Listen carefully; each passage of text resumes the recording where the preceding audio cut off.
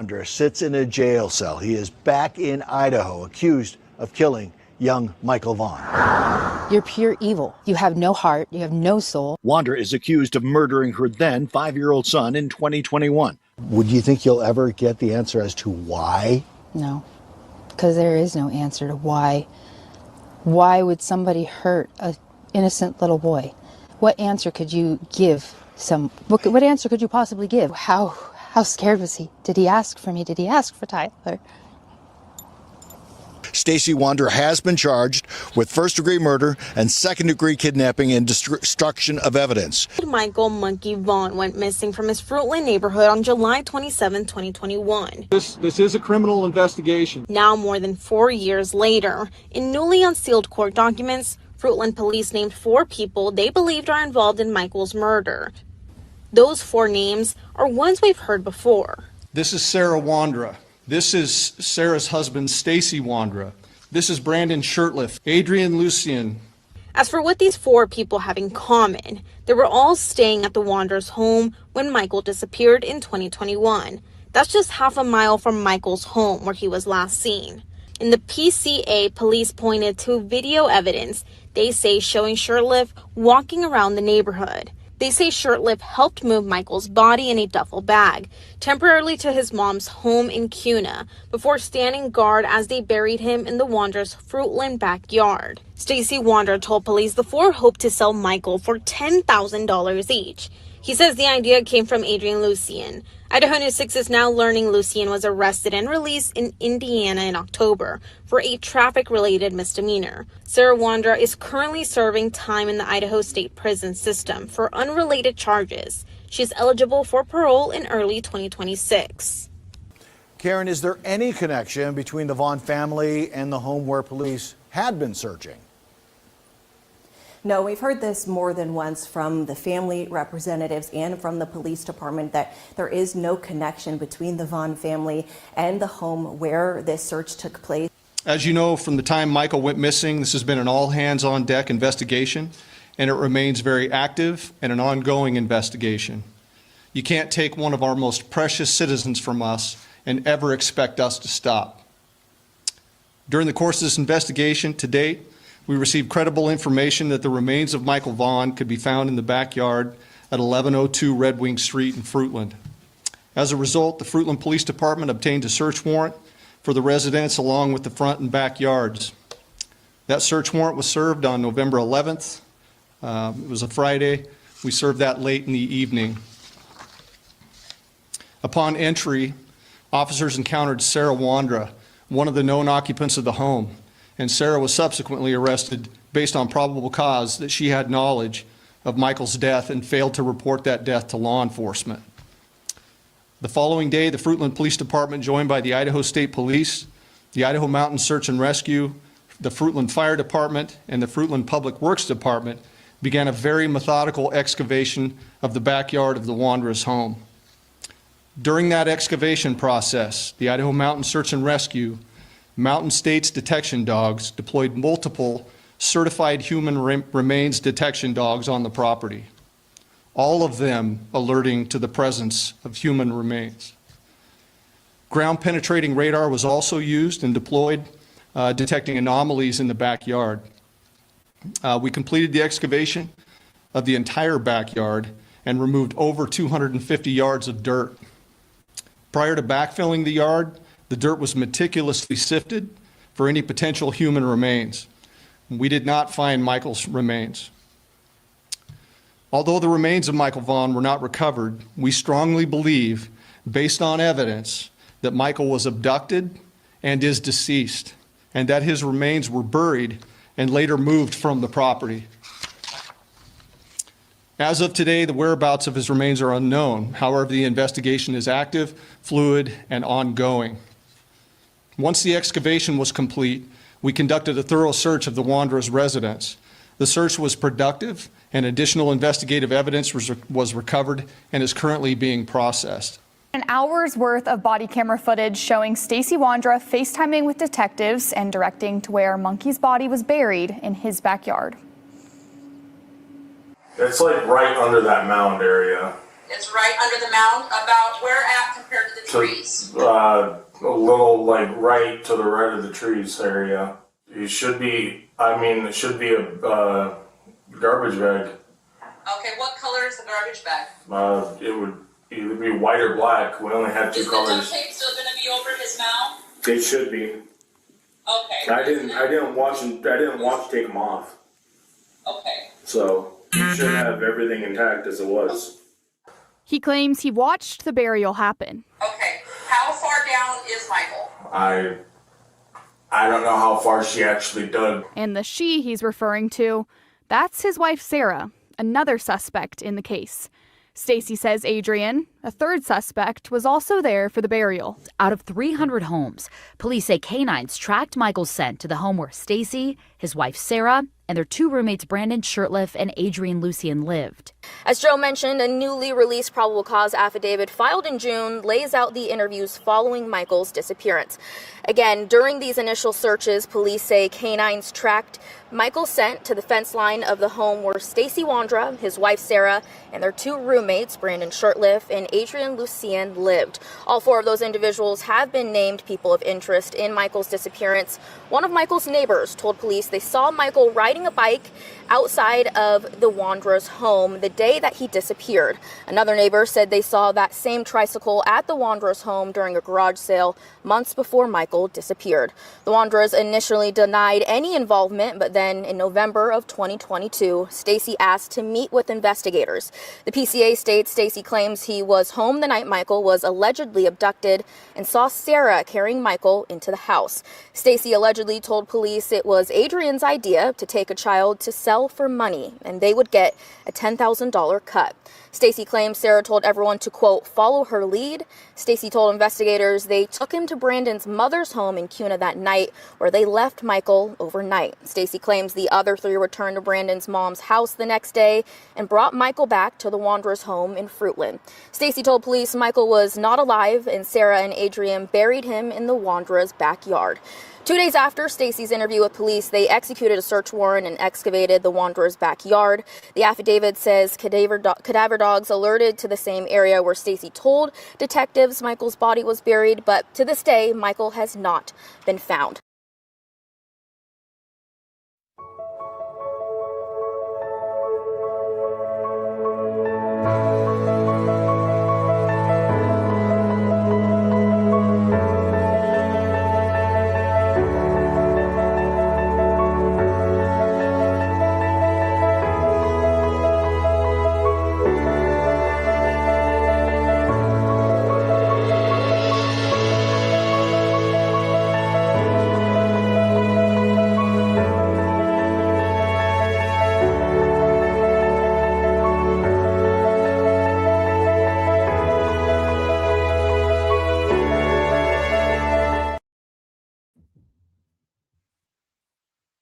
Hello, everybody. Welcome in.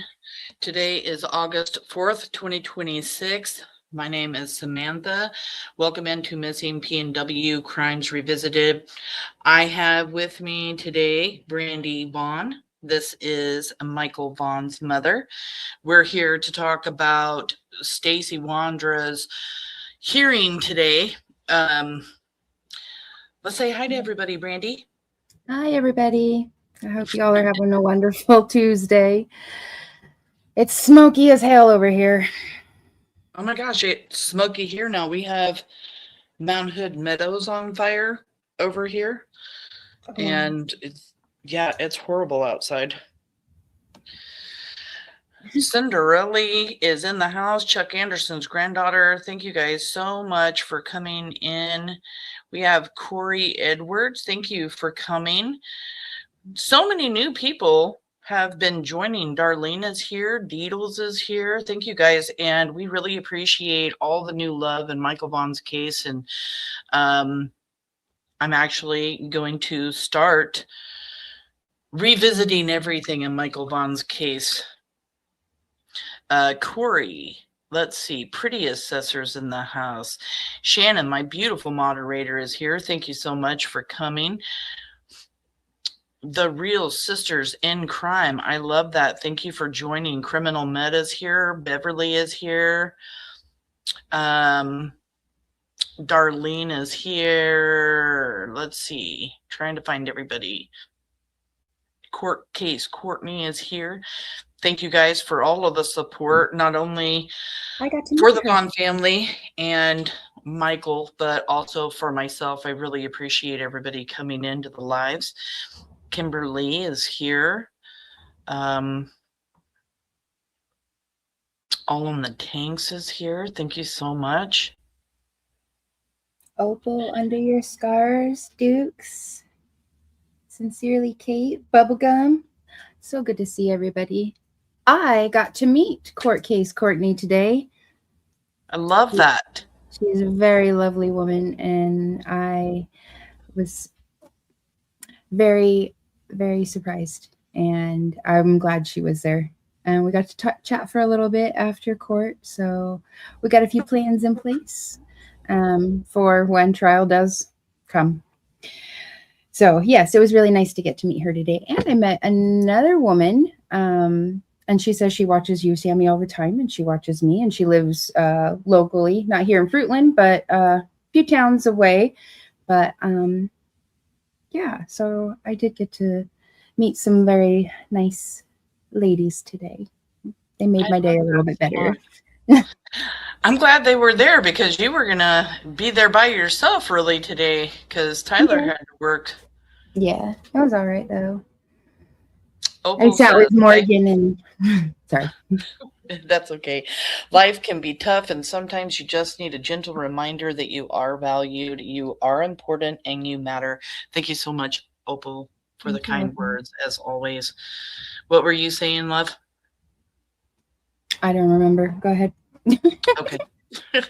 Well, I know everybody is really itching to hear everything that happened at court today, but I believe that it is super important for everybody to hear what happened prior to this court hearing, because this was supposed to be a pre-trial hearing, which is to go over things and decide what can and can't be used at trial, but it turned into something completely different because of motions that were filed. Sorry. Right before court. Who did you see? Pidge. Pidge is here. Hey, baby. They're working. Flo's You're right, here. baby. We will. Flo, thank you so much for being here. Let's get the news. She's excited for the news. So I am going to go over these court documents. No, they're not 20 pages. No, they're not 50 pages. We're actually going to be able to get through these court docs really quick. But I do want to talk about the court documents first, because it will explain to everybody what exactly happened today in court. I'm going to share my screen real quick, and we're just going to hop right into this. I know Brandi has had a very long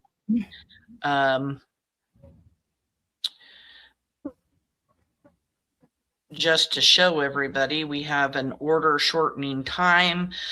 After there was a motion filed to shorten the time, we have a subpoena here that we're going to talk about. Motions to continue the jury trial and notices of hearings. So that's just a bunch of the new stuff that got filed. And the first thing we're going to go over is the motion to shorten time. It's actually kind of self-explanatory, but let me see. So they filed it on the 30th so they could use it today. Yeah. So here is that motion to shorten time. It was turned in by the defense. State of Idaho versus Stacey Wondra'S. It's a motion to shorten time. Come this now, the defendant by and through defendant's attorney of record, the Idaho State Police Defender's Office, and hereby moves this court for entry of its order to shorten time so that the motion to continue jury trial may be heard in an expedited manner. Defendant requests that the hearing be heard on August 4th, 2026, which is today at 9 a.m. before the judge. And in order to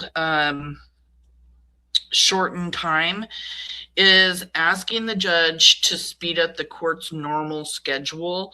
In most courts, when you file a motion, you have to give it a certain amount of time. And in Idaho, it's usually around 7 days. And what this motion is asking the judge to waive the waiting period, that 7-day waiting period, and let you have a hearing ASAP. You're basically saying, Judge, we can't wait the normal 7 days. We need a decision right now. And that motion was granted by the judge. And let's see, I have that here too, because you guys know me, I like showing everything. It's good though, that way everybody, can see it and know that they're factual. Yep, and this is the judge, State of Idaho versus Stacey James Wondra, order shortening time based upon the motion to shorten time filed herein and good cause appearing. Therefore, it is hereby ordered, and this does order, that time may be shortened to allow the motion to continue jury trial on August 4th, 2026. And again, that was today, this morning at 9 a.m. in the morning, before Judge Brent Whiting at the King County Courthouse. And that's pretty much all that's in here, except for their details of, the fine details. The fine details being, electronically filed and all of that kind of stuff. Yeah. And then we want to go over the subpoena real quick. The subpoena, because we're going to talk a little bit more about this after we talk about everything.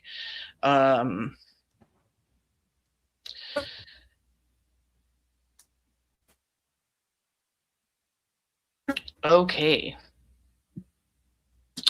The subpoena. There is no name here. So this was a subpoena asked by the defense, State of Idaho versus Stacey, subpoena deuces tectum, or however the heck you say it, the State of Idaho 2, and then it's just blank. There's no name here. You are commanded, pursuant to ICR 17B, to produce or permit inspection and copying of the following documents or objects, including electronically stored information, to the Kenyon County Courthouse, state public defenders at the address listed above, or alternatively to appear at the place, date, and time specified below, and produce the subpoenaed items and provide reasons for non-compliance. If this cannot be supplied prior to the hearing on August 4th, again today at 9 a.m. before Judge Brent Whiting, please bring physical copies to court. And this is just basically saying I've notified you and everything else. And so the subpoena, is just basically commanding someone to hand over documents, records, physical evidence. So it's likely directed to some kind of state agency, law enforcement, some kind of business, or another person, entity that has evidence. And it could even be asking the state's prosecutor to produce this information. And we do know that they did ask at one point for all of the emails that were in the tip line, the findmichael@fruitland.org. So maybe that could be what this is, but we don't know because the name isn't here who they're asking this information from. And then lastly, we have Shannon, I looked up in the third judicial system one, what are you looking for, sweetie? I think I confused myself on what you were talking about. Documents. Yes, which documents? Oh, sorry. We'll just went over that subpoena, and then Oh, hi, Chuck Anderson's granddaughter. Or is she talking about the where we were talking when we were the subpoena for the evidence yes, that they're wanting. They're wanting, yeah. When that was filed, is that what you were looking for? No, I just went over that. No, I know today. I'm going to be quiet. I'm going to be quiet. Never mind. I just went over was the subpoena that they're asking for that information specifically. The other thing that we talked about, we're going to get into that as soon as we, I'm ahead of myself. I'm sorry. This other motion. You've had a long day, so it is completely understandable, my love. Oh, I see what you're saying. Let's see. Okay. And then this is the bombshell here. This is a motion by the defense. Motion to continue and notice of hearing August 4th, 2026 at 9 a.m. comes now the defendant Stacey Wondra'S by and through counsel of record, names all of his attorneys, and then hereby moves the honorable court for entry of its order continuing the jury trial in the above entitled manner. The reason for the requested continuance is that the defense needs additional time.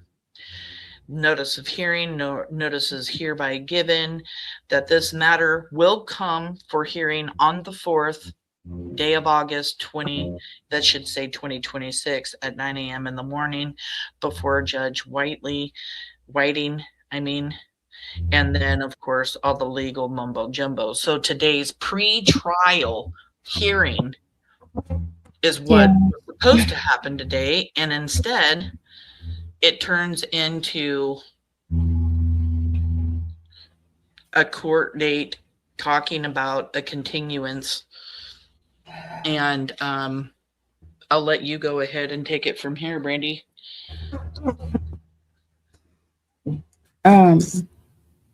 So yeah.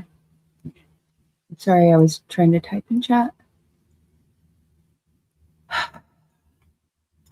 So it was granted to push the court date out to March 29th through May 14th. They put it on, or they're going to for 7 weeks.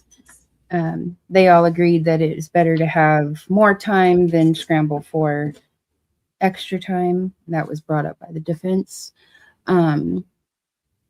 We will have on the 15th of August will be the day we're going to be scheduling the hearings for those motions that were filed. Because the 11th, 12th, 13th of August has been canceled, or vacated, the trial. So, yeah, I mean, he has the right to do that. He has the right to waive a speedy trial, and the judge did make sure to take the time and talk with Stacey Wondra'S and make sure that he understood that, it could take a long time, and he will remain where he is during this time. And for him to And he swore he understood that. And yes, criminal med. Are you March talking about him giving up his right to a speedy trial? Yes. Yeah. Yes. So, yeah, he made sure the judge went through thoroughly with Stacey, like double, kind of triple checking, making sure he understood, and the lawyers went through what all of this entails. So they want a speedy trial and then complain not enough time. Antics piss me off. Yeah, I know. Right. But you know what? That's okay, because it gives the defense the amount of time they need to try and make something stick.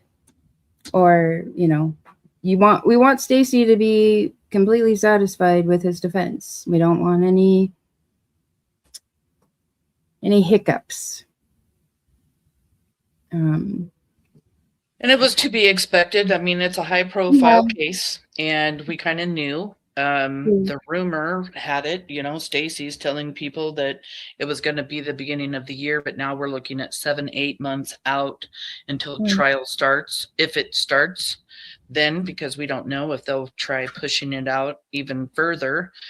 Right. But besides giving the defense time, this also gives the prosecutor time. Mm-hmm. And that's huge because, you know, we know that there are things moving in the background, and this is going to give Mike Duke time to work on those things. Yes.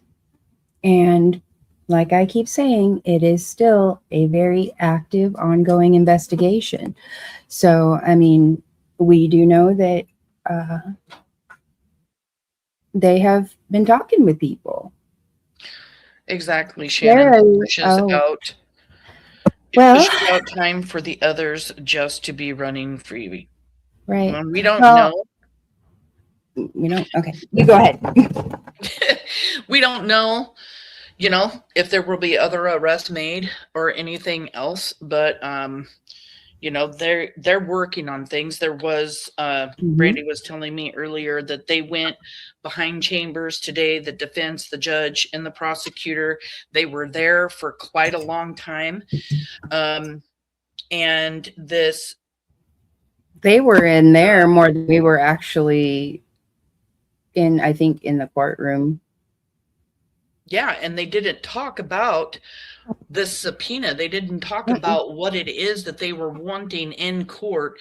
So I'm kind of talked about assuming that's what they were talking about behind closed doors, was all of this stuff, because as far as what I looked up, they had to produce that stuff today. And if it wasn't produced today, they had to at least explain to the judge why they didn't have it. Yeah. So what about Sarah? Well, Sarah is not getting out in October. Sarah is serving a full sentence. I guess I can't forget her name. The other one of our lawyers. Oh my gosh, I hope she don't get mad at me. I forgot her name. But she will be getting out in 2029. So I don't know I don't know what happened in all of that, but you know, at least she's still behind bars. Yeah, we were expecting her to get out in October. She was supposed to be arrested and charged with all of this, but they decided to make her spend the rest of this 3 years that she was originally supposed to spend. Yeah. She kind of put off talking about when she went before the parole hearing last year, this time actually, or around this time last year. Yeah. And I mean, yeah, it's good. She's in there. Yeah. And she's going to stay in there for the next few years. And, you know, that's just, well, that gives them big bombshell today. Know, but if we look on the brighter side of this, I started thinking about it after we talked. because of, well, the other thing that we're going to talk about.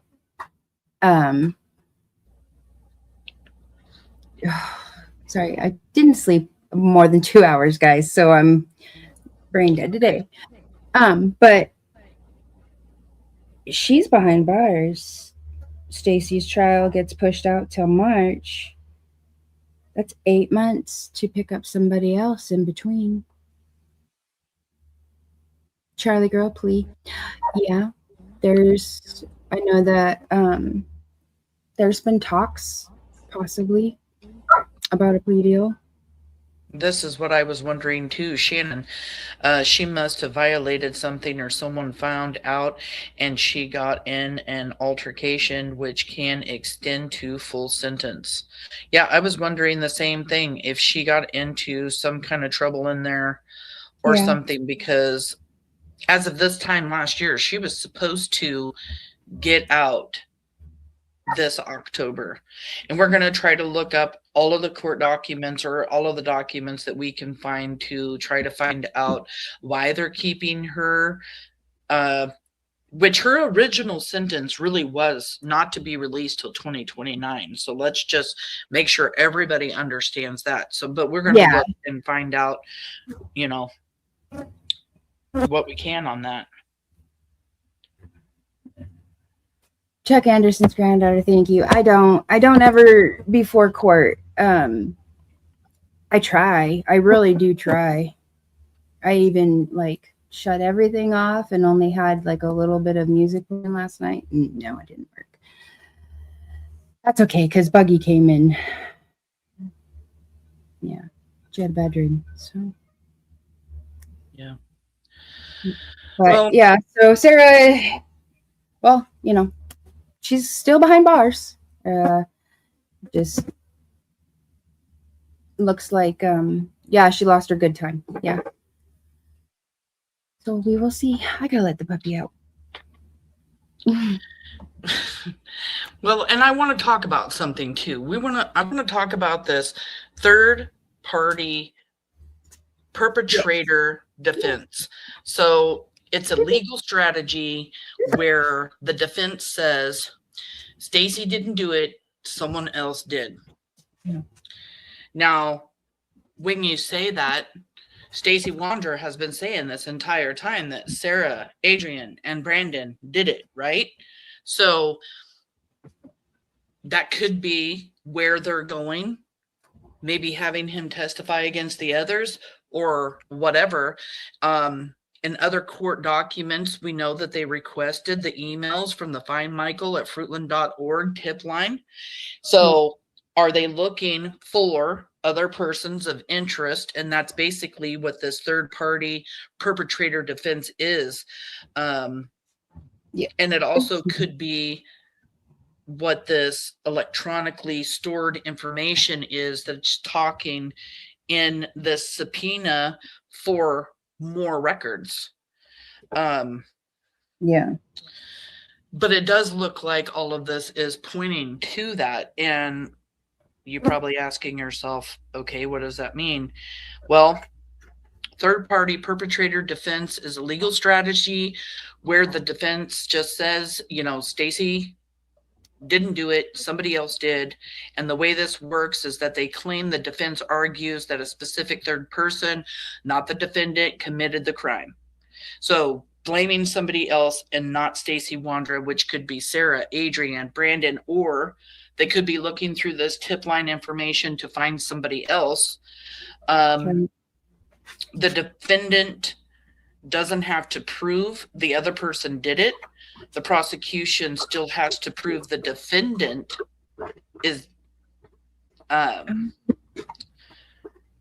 the defendant doesn't have to prove that the other person did it. The prosecution still has to prove the defendant guilty beyond a reasonable doubt. The defense just has to raise enough doubt by pointing to another plausible suspect. And we know we have at least 3. Right. Definitely these 3, because even in the court documents, this, you know, that's what he's saying. Sarah abducted him, and Adrian and Brandon helped. To use this defense, the attorney usually has to show motive for the third party to commit the crime, opportunity for the third party to have done it, some connection between the third party and the crime scene, or some kind of evidence having to do with the subpoena and the motion to continue filed by Stacey's defense. If they are pursuing a third-party perpetrator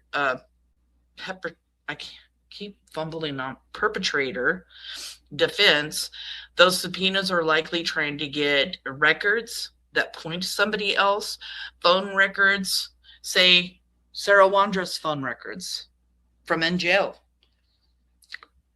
Adrian, Brandon's phone records, police reports on other suspects. And we already know there's 3 other suspects that have been named. It could be videos. It could be witness statements. Witness statements could be in that tip line for findmichael@fruitland.org. The motion to continue the jury trial could be because they need more time, obviously, to get the evidence that the subpoena or to investigate a new person. But I believe that if they were going to be investigating another person, they would need more time than, March of 2027, 7-8 months. We're looking 5 years that Fruitland, State Police, FBI have been looking into this case. So to investigate a new person, to me, means a completely new person of interest that's not Sarah, Brandon, or Adrian, and I believe they don't have time to do that. And then there's important legal limits in Idaho where Idaho courts don't let you say some random person did it. The defense has to definitely be specific and show admissible evidence connecting them to the crime. Speculation isn't going to be enough. The judge decides if the evidence is strong enough to even bring it up at trial. Yeah. So if this is what they're going to do, they're going to have to talk to the judge. They're going to have to bring it up. And the judge is even going to tell them whether or not that they can even bring it up in trial. And if Stacey Wondra'S team is using this defense, they're telling the court, we have evidence suggesting that another person is responsible and we need time, documents to develop that. And again, this is just a legal procedure that fits what's happening right now. We don't know that this is exactly what they're doing, but it fits the situation in hand, what is happening in court right now. And it doesn't mean the claim is true or that a third party is guilty. Everyone, including any alleged third party, is presumed innocent. So even if they bring somebody up, we're not saying anybody else is guilty except for Sarah, Brandon, and Adrian. I don't know. It really speaks volumes to me. Yes. So catering wrench, does the defense have to notify the prosecution of the third person? Absolutely. So when they gather all of that information and the evidence, it will have to be shared, won't it? It will have to be shared with the prosecution for discovery. And the judge. Yep, and the judge. There was something. Wait, go back. Well, and it has to be shared with the judge, and the judge gets to say whether it's even allowed to be at trial. Yes. Corey Edwards, who was they trying to traffic him to? I know this is a hard question, but that person needs to be held accountable. Yes, I absolutely agree. And there's another potential third party. Just a thought. Which could give prosecutors more time to look into that also, because we know that they're trying to find that. Yes. So. There was something too that I wanted to talk about real quick. My admin on my Kyron and my Michael Vaughan groups on Facebook wrote out something, and it's something that she's been looking into. And I want to talk about that really quick because this has to do kind of with Stacey. She even uses him as an example when she was writing out something about Kyron. She says that I was looking into prosecution on no-body cases and came across an interesting article. It cites a former federal prosecutor, Tad DeBise, who describes that the evidence in a solid no-body case is like a three-legged stool. He also describes that most important leg of the metaphorical stool being some kind of forensic evidence. And then he says that the other two legs of the stool are confessions from friends or family and the defendant's confession to police.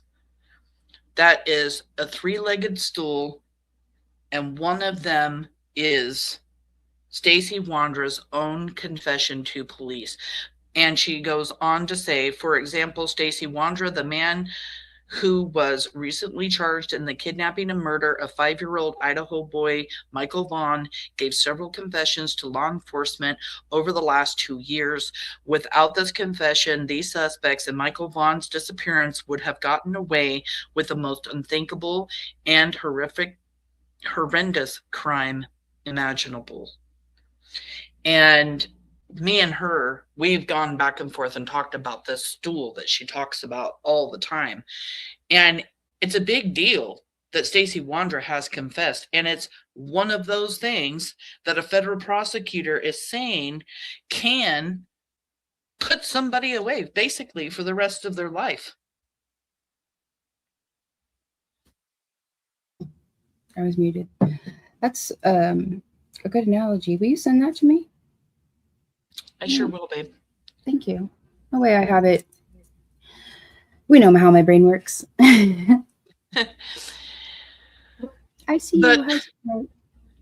I haven't asked you because I know this is difficult. You know, Yeah. How are you doing? Like, I know this isn't what you wanted. I know that you expected this. I should have started out by asking you how you're doing. Sorry I'm about pretty that. sure it's but written all over my face. yeah. I almost want to say I'm numb, but I mean, we kind of, we had an idea.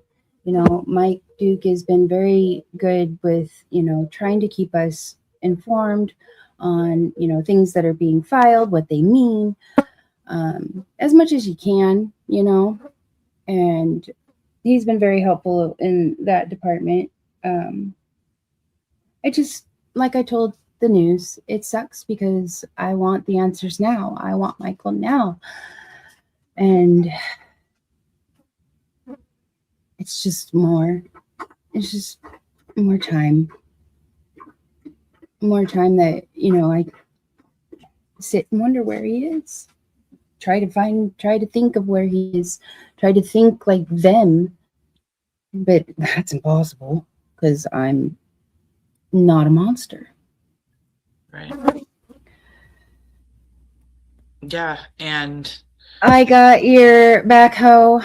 No, Tyler is not the alternative suspect. And you overheard the clerk say it? Well, I hope that, hi, Bubby. I hope I read that wrong.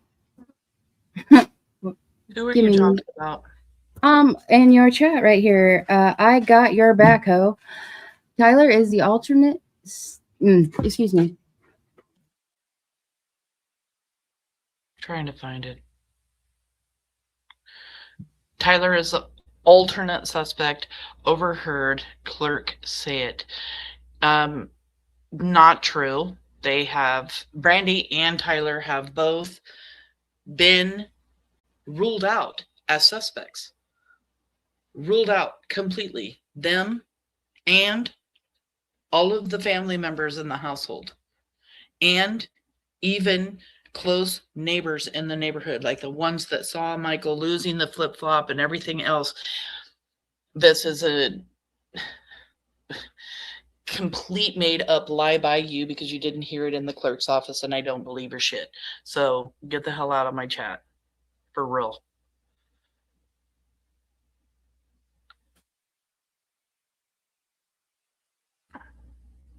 It has been said time and time again that Tyler and Brandi are not suspects.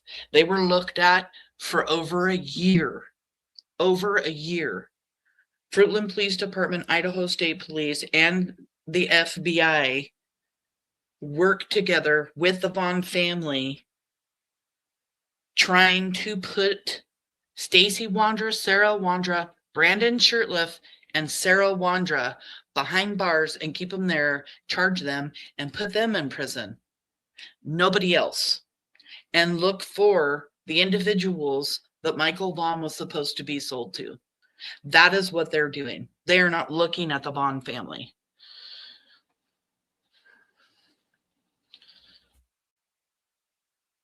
Into chat where the mother of an abducted, murdered child and starts naming off her husband. That is sick and disgusting. And of course, since you mentioned it, we already know that the other creator is going to spin all of this like Tyler had something to do with it. We already know it. That's why we're talking about the third party perpetrator, because we already know what the defense is going to do. And we already know what this creator who talks to Stacey Wondra and the other suspects, what she's going to put out there. So let her. Nobody believes her anyway. It's ridiculous. Yes, Flo. To speak that, it's ignorance at its finest. Go fly a kite on the expressway.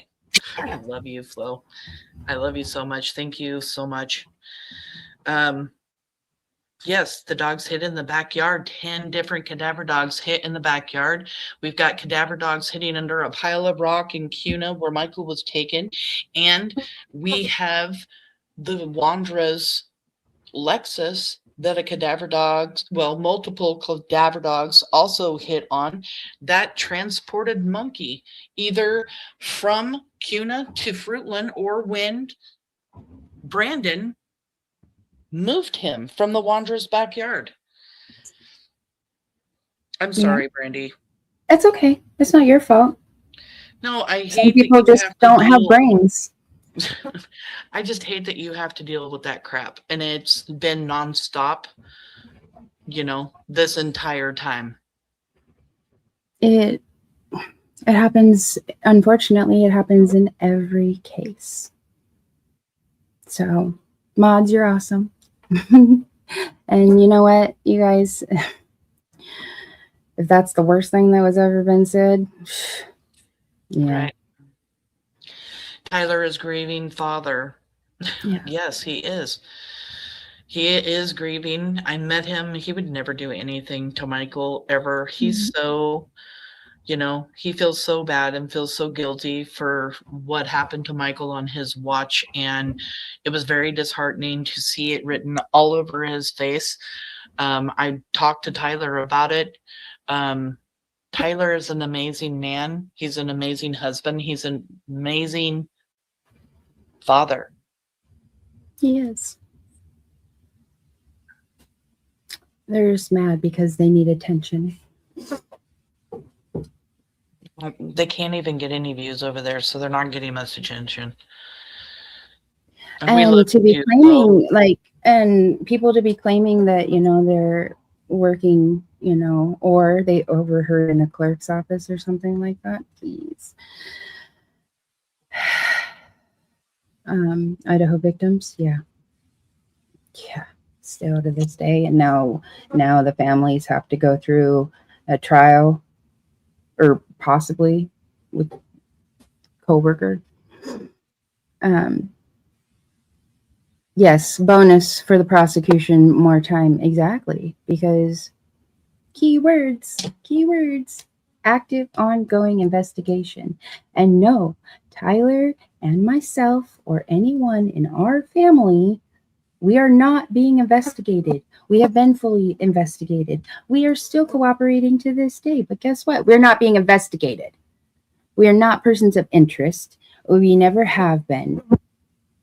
You haven't tampered with any evidence. You're not hindering the investigation. You're not keeping anything from, No. law enforcement. You have done everything you were supposed to do to get checked off that list as a person of interest or a suspect of having anything to do with Michael's disappearance, his abduction, his murder. It was an abduction. It was announced an abduction for a reason, because parents in these certain cases, they are looked at first, and so are all of the family members in the house. And their number one job is to cooperate with law enforcement, to be checked off that list. And the entire family did it. They did exactly what they were asked to do, answered all of the questions, and have been checked off the list. Yep.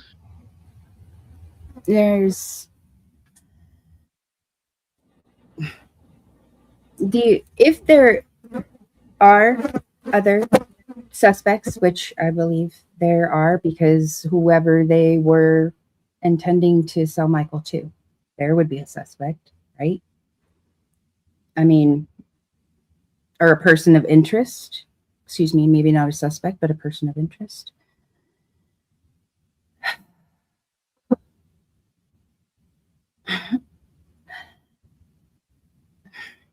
It's 5 damn years.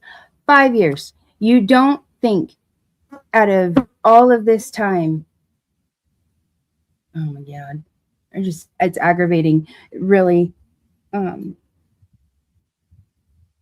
plant a flower. Like, for real. People like this only do these kinds of things because they're miserable themselves, and they have to make other people miserable. Misery loves company. That's right. Well, guess what? You can just go. Just go.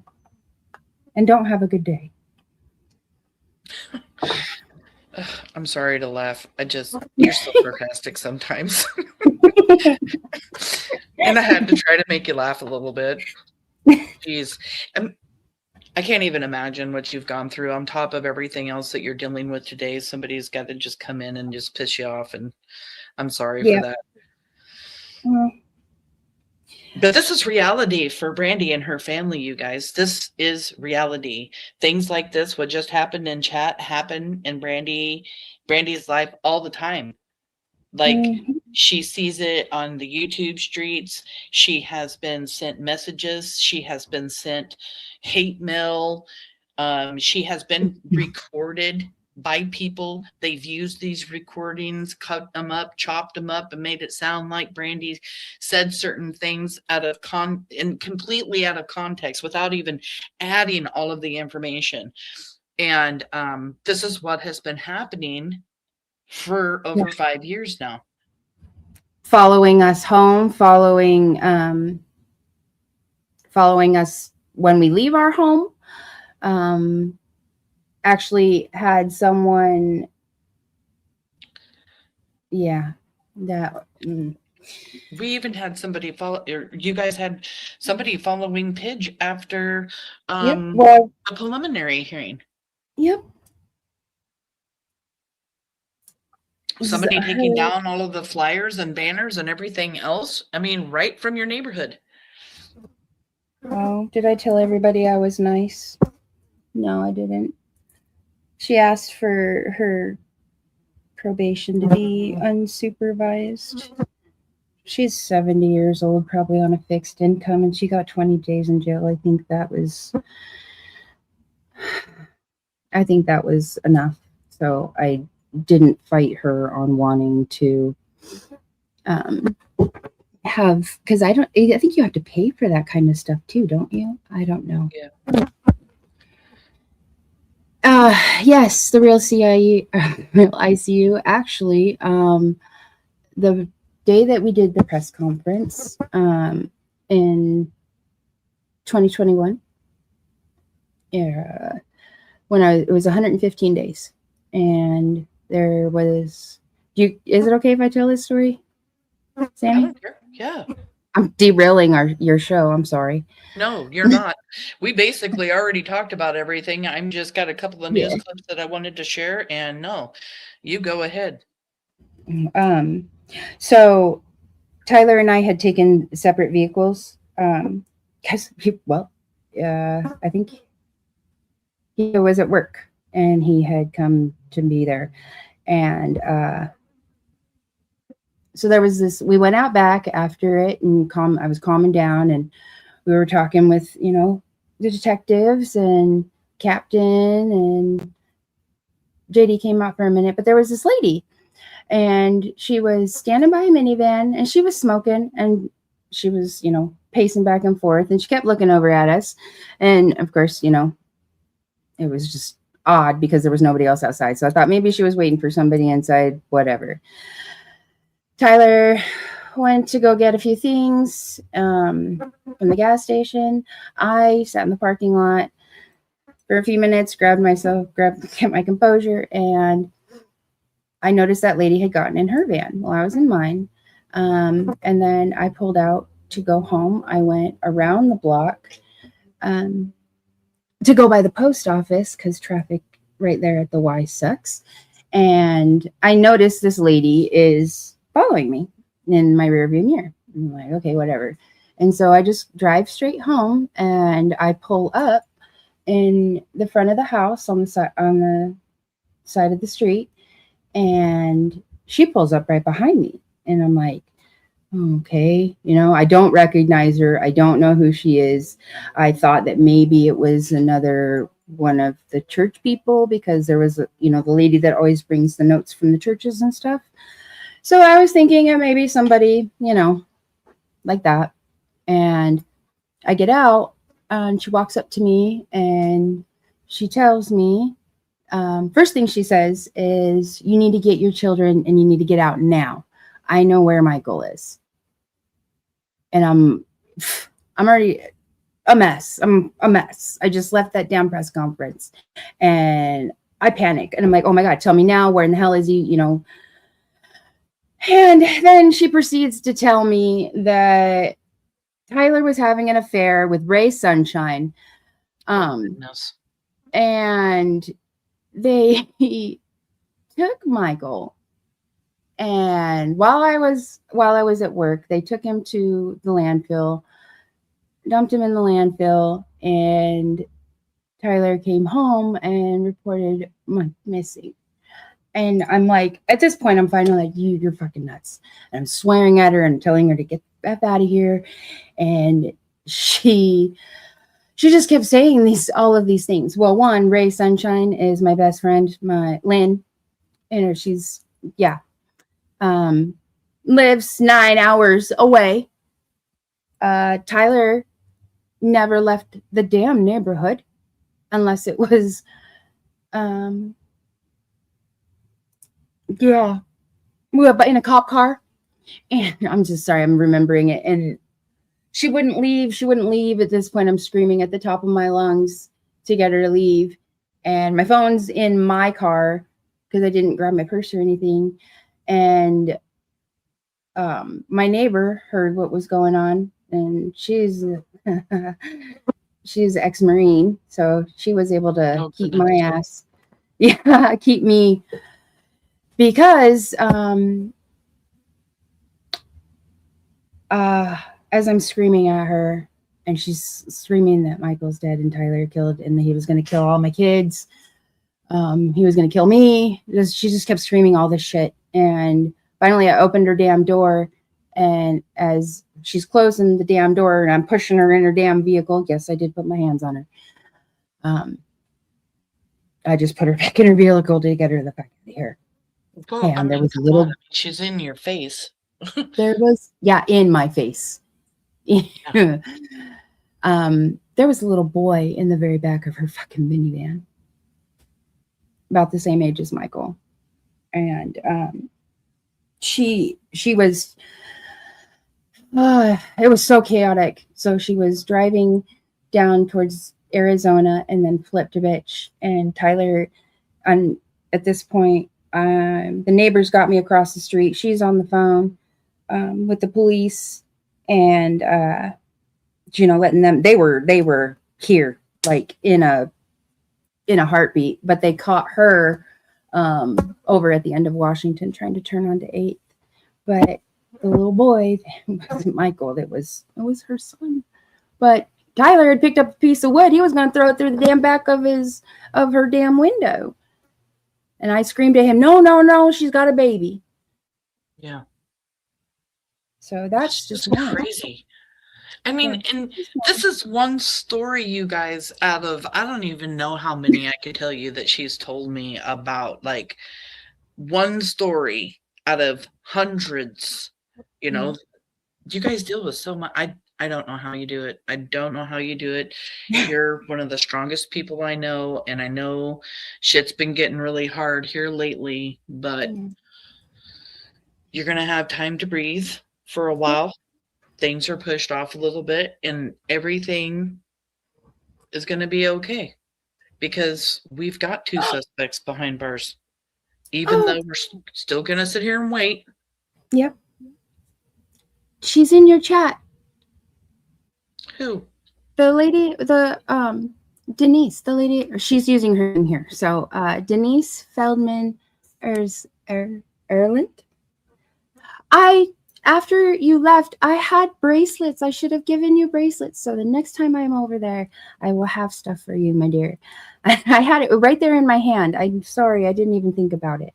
But it was so lovely meeting you today. And thank you so much for being there, for support and supporting Michael and us all these years. So thank you.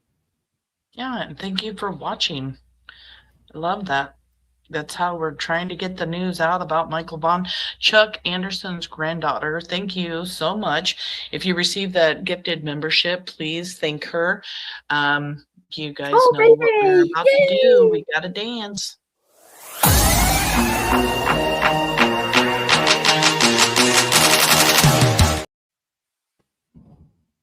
I do appreciate that so much. Thank you so much. Hi, Little Red. Good to see you. People are just, they cannot believe, like, the story that you just told. Everybody is just like, what the hell? Yeah, don't know why there's people like that, but they're out there, and they're like that in every case. It's crazy. There was a man, a homeless man, that was wandering around the neighborhood looking for me. He was knocking on people's doors and stuff like that. And my neighbor across I had seen him when I had left. And this was in 2021. I'm pretty damn sure. So I left. I seen the guy walking around because he didn't look like he belonged here. And you could tell that he was a transient. And so when I get back, my neighbor across the street tells me, hey, there's this guy, homeless looking guy, looking for you. I was like, I saw him. So I went and I found him, and he was at the top of the hill on 8th. And I said, I heard you were looking for me. And he said, yes, I know where your son is. Oh, fucking Christ. And because this was not too long after that lady. And he didn't know where Michael was. He said he was psychic and that he had helped in other missing persons cases. And all of a sudden he pulled out this little shoe, and it had looked like one of Michael's older shoes from, a couple years prior.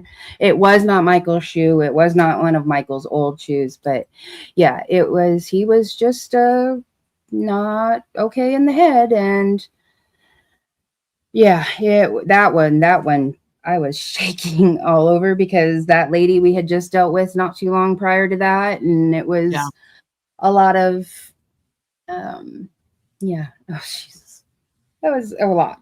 But that was another one too. So, but we did, and he was locked up in the Fayette County Jail the night Michael was abducted. So, wasn't him. You guys have gone through so much, and you guys have so much more to go through, dealing with everything going on, and more arrests to be made. And they're coming. They're coming. Hi, Ashley. Good to see you. I want to just show everybody how strong you are. Let's play a couple of these news reports that came out today. I look a hot mess. You didn't look like a hot mess. I loved the outfits that you had on and the beautiful earrings. Like, I thought you looked beautiful. I appreciate it. Oh, I showered and I went. I brushed my hair. I did make sure to brush my hair. Well, that's what you need to do. As long as you're there and you show up. The jacket you were wearing, I thought you just looked amazing. Thank you. It is. I can fit it pretty well now. Yeah, it fit you really nice. Thank you, Denise. Appreciate it. And don't let me forget. I want to talk about. Well, let's just talk about it now. Even though I even got this pulled up, like you're sitting in the courtroom, and they're back behind closed doors. They're talking about everything, probably talking about the subpoena for information that wasn't talked about in court. So I'm assuming, since they wanted to talk about that today in court, that's what they were behind closed doors talking about, was getting whatever information. I'm assuming from Mike Duke, it sounds like. But while they're back there, you've got Mr. Creeper sitting in the courtroom staring you down. Yeah, mean mugging me. I looked over at him and I'm like, oh, no. So him and I had a nice little staring contest there for quite a while. He looks healthy. So he can't say he's being mistreated because he looks healthy. And he had this odd, to intimidate you. I know, but he had this odd look on his face, like he was winning something. And I didn't think my eyes. He did first, so. Well, he does believe that, he's going to get out of all of this. So that was probably the look of his cocky ego staring back at you. Cocky. Yeah, I would say that's probably what it is. Little Red, I wish it was a look that he was going to prison forever. No, that was one of his, if he could talk to me. Like how he talked to me on Sam's panel. That kind of look. Yeah, because at the preliminary hearing, he tries to stare you down, and you were in this stare down contest or whatever the hell you want to call it. You weren't letting him intimidate you at all. And I watched him turn his head away from your stare. And now it seems like the last few times you guys have been in court, he's got to just keep staring and keep trying to intimidate or something, like it's going to bother you, or it's, and it doesn't. I got 4 kids. You're never going to beat me in the courtroom with him. Oh, well, look at what Denise was right there, front row. So I sat back today. He seemed nervous when I first walked into the courtroom. He was drumming his fingers on the desk and it was echoing.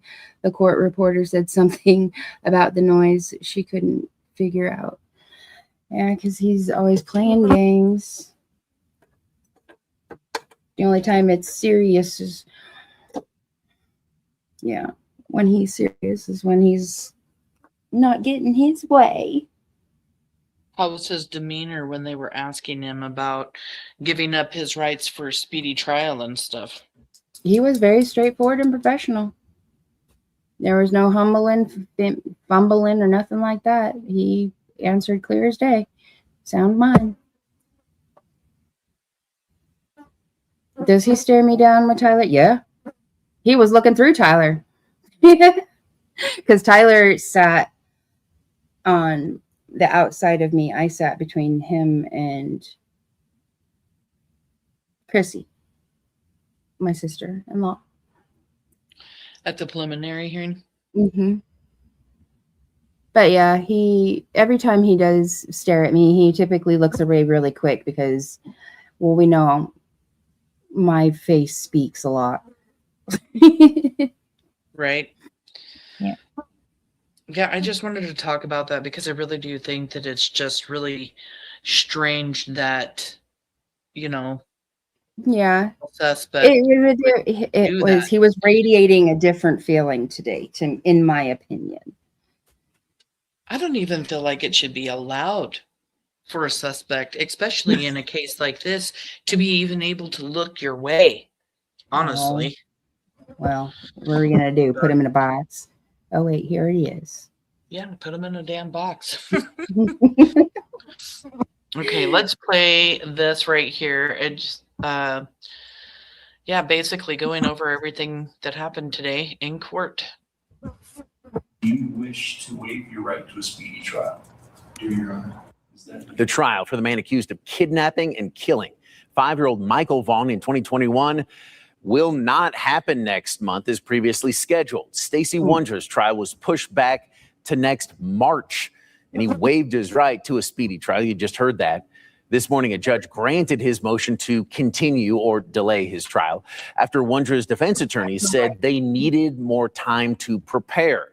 The prosecution did not object to the motion in court, so Wondra, accused of kidnapping and killing little Michael Monkey Vaughan in Fruitland in July of 2021. He's also accused of destroying evidence in the case.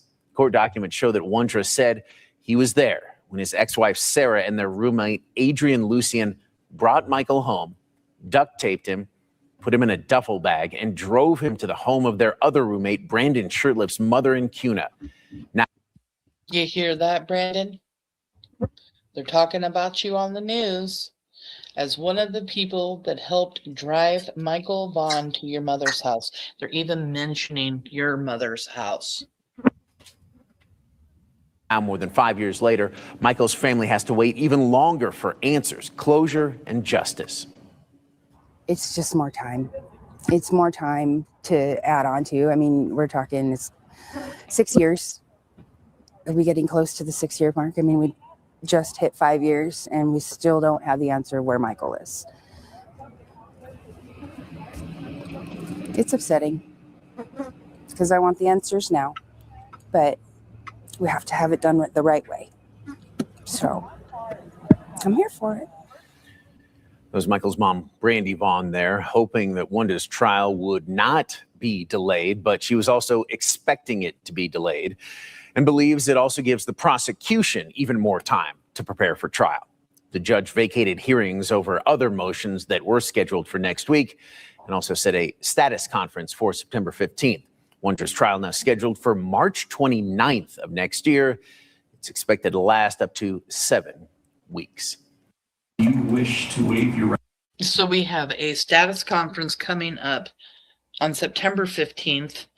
And then, did I hear that right? They vacated, so they removed the court hearings for this month, the 11th, 12th, and 13th? Correct. To go over those motions? Yeah, so the 15th, the 15th of this month, we will be in court to set court dates for those motions that they filed. And yes, his mom was on Zoom. Thank you guys. My hair is at a funky length and it's driving me crazy, but I'm leaving it alone. I know I said I was never going to let it grow long again, but I miss it now. Exploring. So Good to no see you. court, no court this month. Jemima Pud, I'm Oh. going to go crawl in bed too. The air conditioner's in there. Sorry, there was people's coming in. I wanted to say hi. What did I do? I'm just looking through chat here. Yeah, Mr. Creeper. He is a creeper. Who does that? Just try staring down the mother of him.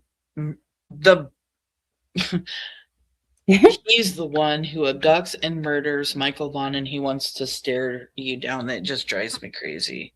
Right. Yeah. Just stares her down. It's just awful. Thank you, Ray Ray, for being here. So many people have came in. Baby kisses. Thank you guys so much. And Lyard has came in. Thank you. I feel like he is going to prison forever. Oh my God. I almost forgot about that panel. Oh, yeah.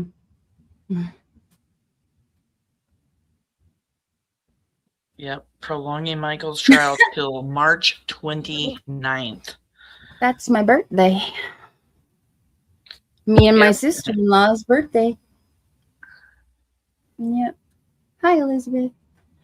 Hi, Deals. Well, make sure to make a birthday wish early before court. Oh, I will. And that's just the start. They've got to go through the process of so what do you picking and think choosing jury members, right? Yeah. You read my mind. I was just I was just going to say, do you think that they'll do the jury selection starting March 29th, or do you think they'll do it before? Mm-hmm. I don't know how that goes.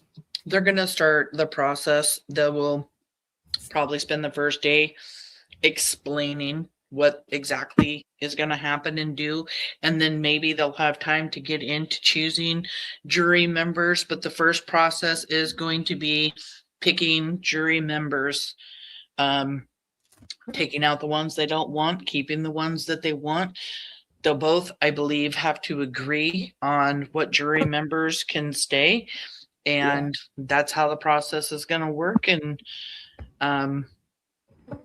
you know, Stacey Wondra'S sitting in front of a jury, to me, I don't believe with everything, and pretty sure that the footage will be shown. We know that it is a motion that they want to get all of the footage from law enforcement taken off a trial. I don't think that's going to happen. That's why I wanted to talk about that stool. That stool is important. And if you weren't here earlier, it's just this stool this federal prosecutor talks about, where there are 3 things in the stool that need to happen, or 1 out of 3 need to happen before you can convict somebody of a horrendous crime. And one of them is having forensic evidence, confessions by family members or friends, or the confession of the suspect themselves. And that's exactly what Stacey Wondra'S has done. And he hasn't just done it with detectives. He's also talked to other people about it. Not only his mom, that we also have in that FaceTime, but he's talked to other people about it in jail phone calls, that, you know, it was a mistake made by all of us that day. That was one of the most recent things that I've heard. He says, you know, it was a mistake that we all made that day. And he puts himself in that hot seat. He doesn't say anybody else. He says, we all made this bad decision. Yep. That's what he said. Jemima Pud, she will sit in jail until her sentence is completed, and then she will be charged. So I did see something, what's happening with Adrian and Brandon. Well, right now, Adrian is in Toledo, Ohio, staying in different homeless shelters. And Brandon bounces back and forth between Kuna, Idaho, and North Dakota. So. And his grandmother's house and Montana. Yes, Montana. All over the place. Trying to hide because he ain't got the guts to talk anymore after the last time.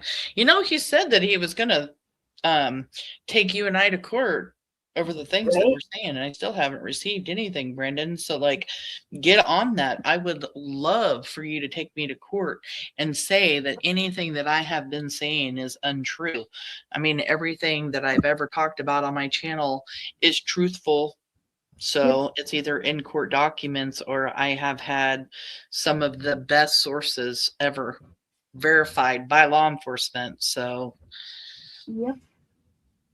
Those are all true statements. They are all bombs. Being a part of Monkey's Army.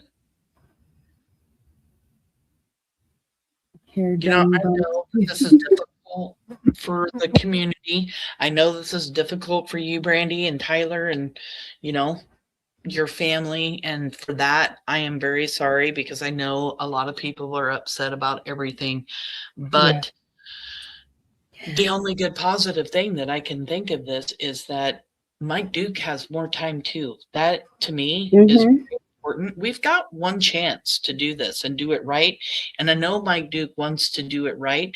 He didn't object in any way, shape, or form when the defense wanted to move forward. So he probably has things that he also wants to work on. And that's just going to build a stronger case. And if the defense ends up taking too long and keeps putting this off and putting it off, all it does is build Michael's case stronger and stronger and stronger. Yes. And thank you, everyone. I know it is frustrating, and Sammy's right. We only have one shot at this, and the number one goal is to get Michael home. I don't believe Stacey knows where Michael is now, but I do believe, and I am pretty damn sure Brandon knows exactly where Michael is. And Sarah as well. It's just who's going to tell me first, Brandon.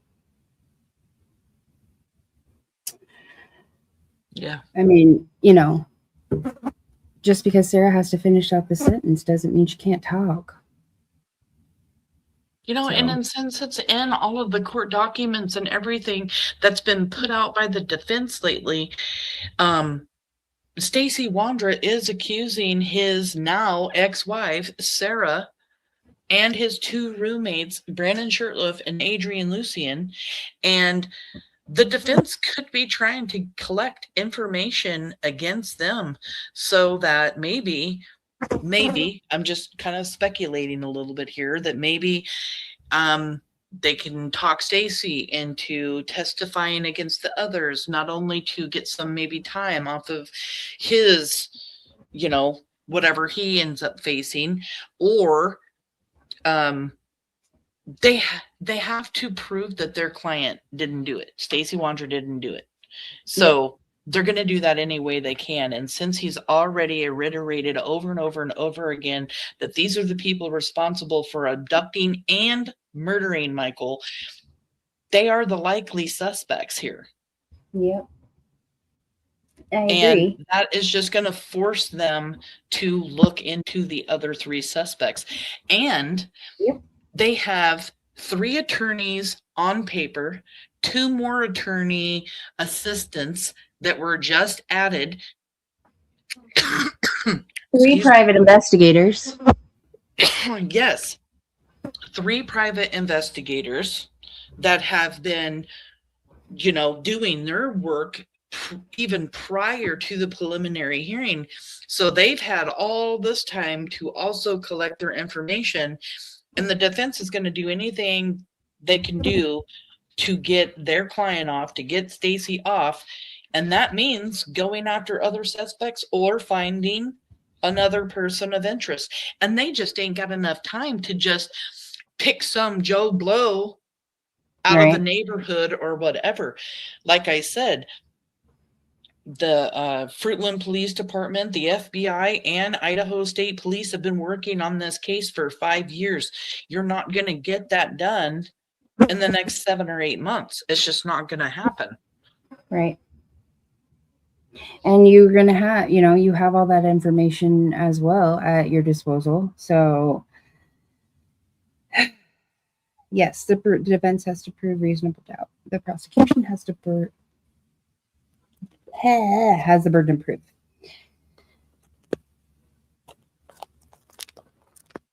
Chuck Under your Anderson's scars? daughter gifted another membership. Thank you so much, hon.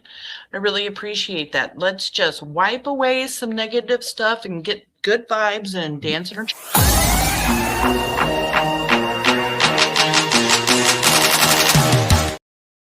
If you receive that membership, please thank Chuck's granddaughter. If you don't know why her name is Chuck Anderson's granddaughter, it's because Chuck Anderson had a YouTube profile and he unfortunately passed away, and his granddaughter took over, and she goes through notes that her grandfather left behind from watching all different kinds of people on the YouTube streets, going over all different kinds of cases. And she likes to pop in and, talk about, well, I've got several emails from her, information that her grandfather had written down about Michael Vaughan's case and stuff. So before she came, her grandfather was a huge fan of Missing PNW here and myself, and it was very sad to hear that he had passed, but I love that you took over his profile and continue to go over all of those cases. Truth to Light is in the house. The internet FBI, just a matter of time before they start eating each other's faces off. 100%. We are Monkey's Army. Yes, we are. She is a sweetheart. I'm so glad that I have gotten to know her through here. She's very kind. How many jurors? That's a good question. Isn't there normally I don't even want to misspeak here, because honestly, I don't know. Isn't it normally 12, 10, 12, something like that? 12. It's usually 12. I've heard some, though, have 13. But I did see somebody post earlier, there'll be 12 with 2 backups. I'm going to look it up. Get ready. 12 plus alternates.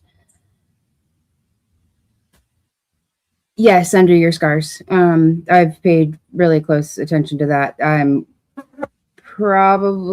guessing, speculating that the one that was outside of our house, because I've seen him a couple more times, I'm pretty sure that's probably a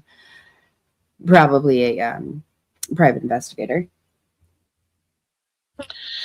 Well, it says it depends on the type of cases, but in criminal cases, in criminal trials, require 12 jurors, while misdemeanors or civil trials only use 6. So 2, and like you said, there will be others available, in case something happens, like the juror gets sick or they decide they don't want them in or whatever. But 12. I don't know what door nest cameras are Under Your Scars, but we do have a couple cameras.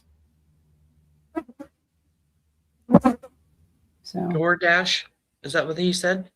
No, door nest cameras. Oh, because they're talking about the private investigators, that they're probably following our family, which is probably true. Go right on ahead.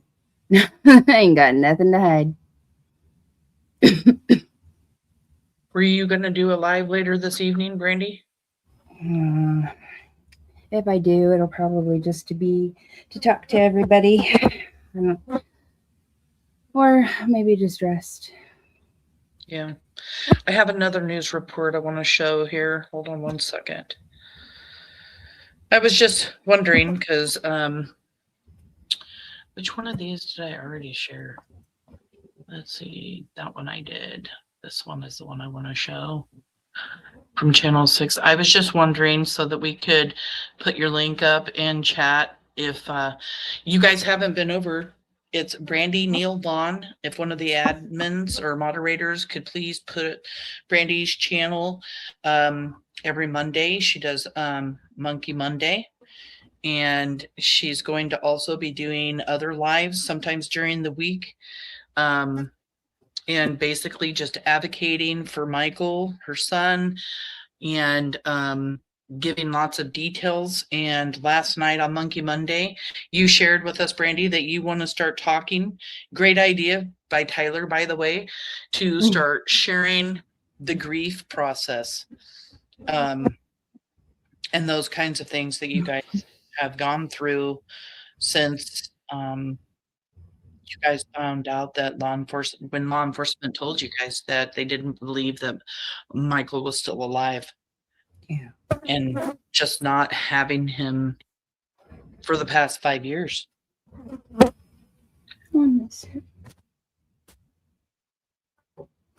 Yeah, I think I'm going to take everybody's advice. I'm going to rest tonight, y'all. I'm going to go play video games with Buggy. It's a good idea. Take a nap.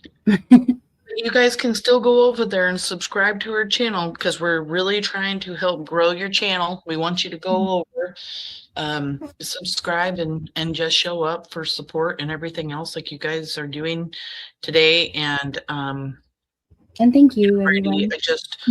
I want you to know we're all praying for you guys, and we all love you. We're all here for you. I know everything's been very overwhelming since the preliminary hearing and since Michael's birthday and the 5-year mark. Just bam, bam, bam. Huh? Yeah, just bam, bam, bam. Yeah. It's been nonstop for you guys for months. Yeah, Michael's birthday was a good time. It was a great birthday for Michael. So, and I can focus a little bit on me and Tyler's hiking trip we plan on taking before school starts. So we were going to do it before hopefully, I think we were going to do it this weekend, but not this weekend. So, well, that'd be fun. Yeah, you guys going to go rocking on that hike? Yeah, it's like a 6 mile hike. So where we were camping, we're gonna go up even higher, up that mountain where I was climbing up. We're gonna keep going. There's hidden lakes up there. They're called Twin Lakes. Oh, I love that. Are you guys gonna camp once you get up there? We're backpacking. Hell yeah. Yeah, he's been adding to our backpacking stuff because that was one thing when I got healthy and better. We were going to get into backpacking because he used to. So, yeah. I think that's awesome. Look at you. Like, just a little over a year ago, you were on your deathbed, and now you're taking a 6 mile hike up a hill to go camping near hidden lakes. Hello. That's amazing. Yes. Watch for wild animals. Be safe out there. Yep. Take that bear mace. You use that on anything. Yep. Thank you, Catholic. Yeah, it'll be nice. I'm excited. I'm really excited. Yeah, it'll be great for me and Tyler. Well, we won't be in court for our anniversary this year, possibly. Last year we were our first wedding and anniversary. We were in the hospital. Oh gosh. Our anniversary is tomorrow. We have 2 anniversaries. The anniversary when we got married, which is May 6th, And then we have the anniversary date when we got together, which is August 5th, which is tomorrow. And we'll be together 34 years. I love that. 34 years. Oh, I did. You guys remind me so much of me and Tracy. I told you guys that when we sat down at the dinner table. Like, you guys remind me so much of me and Tracy. There's just no room for arguing, yelling, screaming, drama, BS. It doesn't need to exist in a relationship. You stick it out to the very, very end. And if there is some kind of argument or dispute or whatever, 2 days later, you're laughing about it. Like, yeah, you just really pissed me off, man, or whatever.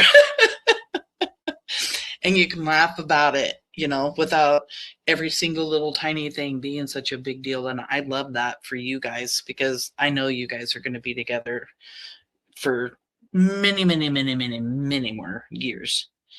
When is your anniversary coming up? September 19th. Yeah.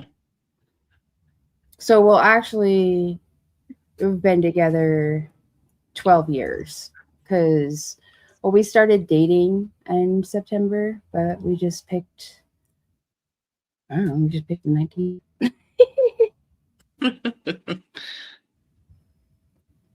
All right. Well, I'm going to play this, but it's just another one. I already played the KTVB News Channel 7, and then this is Channel 6 News, I believe. Hi, Joy.